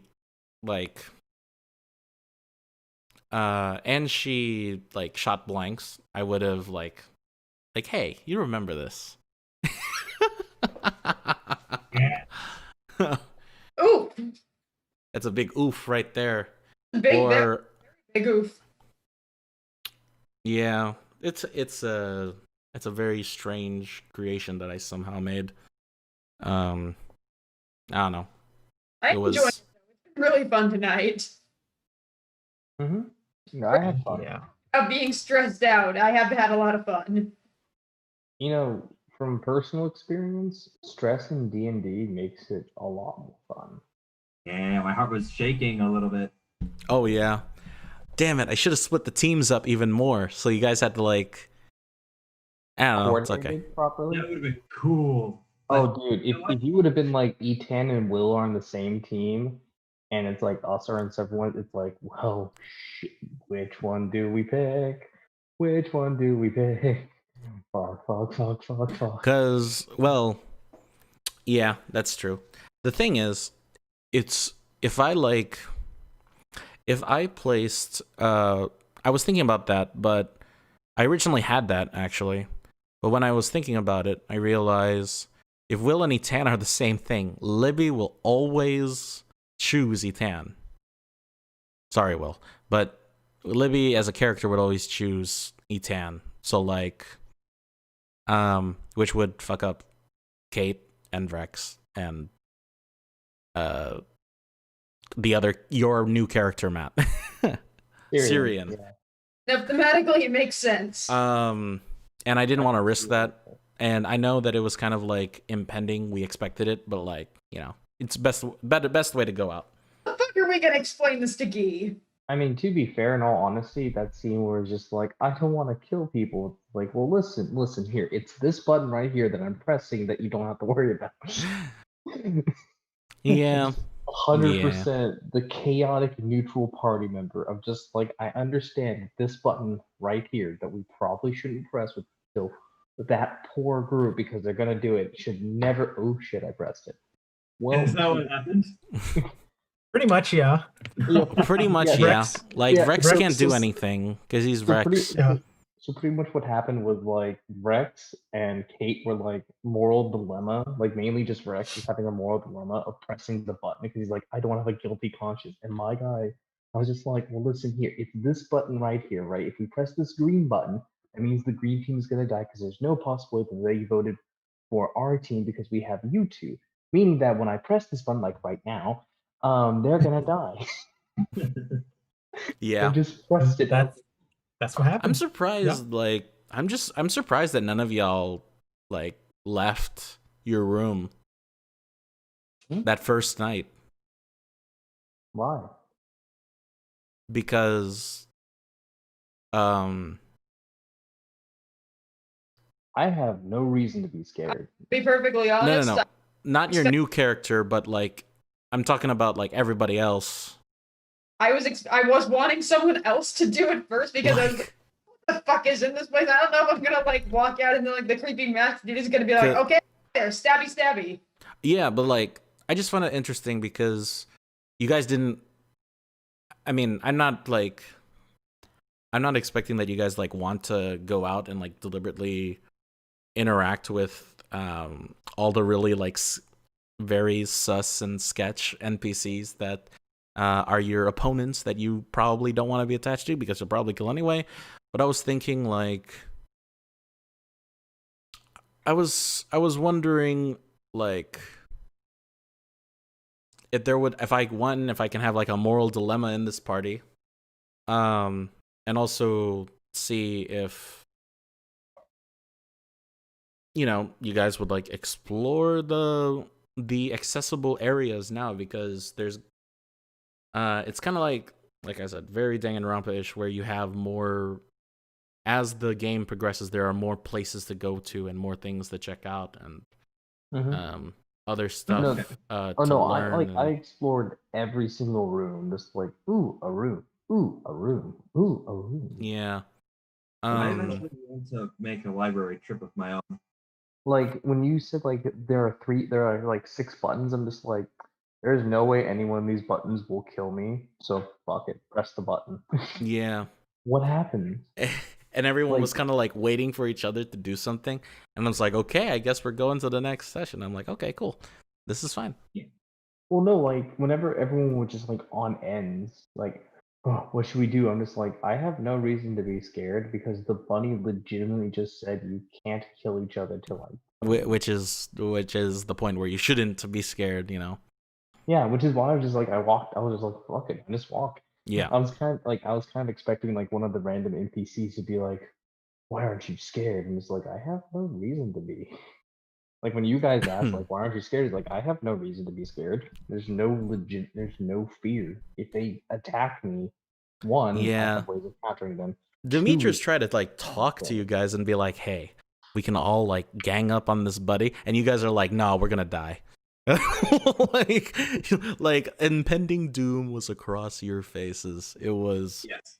It was. It was like we went up. It's like we saw God come down, and I forgot what the guy's name was, but whichever one of Jesus' disciples, like, Judas. that guy went Judas. and said, "Hey, Judas. Judas. Judas. yes, Judas." Basically went up to us and said, "Hey, let's stab God." Right. What's the worst that could happen if we killed God? Like, what's he gonna do? Break the Q earthquake? Well, you get my. Well, you get the drift.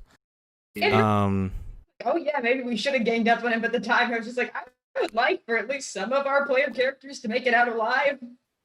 Well, I was expecting some sort of. This guy here. Alright, this guy right here thought this was hilarious. I'm expecting some Walking sort around of I don't know, resistance. I didn't expect to have well, I guess I'm used to shit kind of hitting the fan and being like, "Hey, we're actually going to follow everything that the bad guy is going to tell us to do." Sweet. Where was this when like 2 campaigns ago? Oh, I mean, when you're shackled and told that you could be splatted in a second, you know. Yeah, but only if That you does break the something to you. rules. Talking. Exactly. Yeah. Now I understand why the whole political 5 stars campaign would have never worked. Yeah. Francis, I'm pretty sure like if we're playing a soccer match and if I go up and stab the ref and then kick this ball into the goal, they're not gonna be like, "Why'd you go in there?" I'm pretty sure that doesn't count. Yeah, she stabbed the ref, but like that goal counts. She can still play. Yes, Matt. Yes. Yeah. I just think it's interesting. But yeah, it feels good to play again. Feels good to be back. Well, anyways, that's gonna be it for this stream. We'll be. Oh, we're still streaming? I did not realize this. Yeah, I never turned it off. I Anyways, did not realize this. that's gonna be Just it me. for this stream. We'll be back soon. Stay tuned to all of our stay tuned to my social medias on Instagram and Twitter for more updates on our campaign. And I will see you hopefully soon. Hopefully Gil will be here.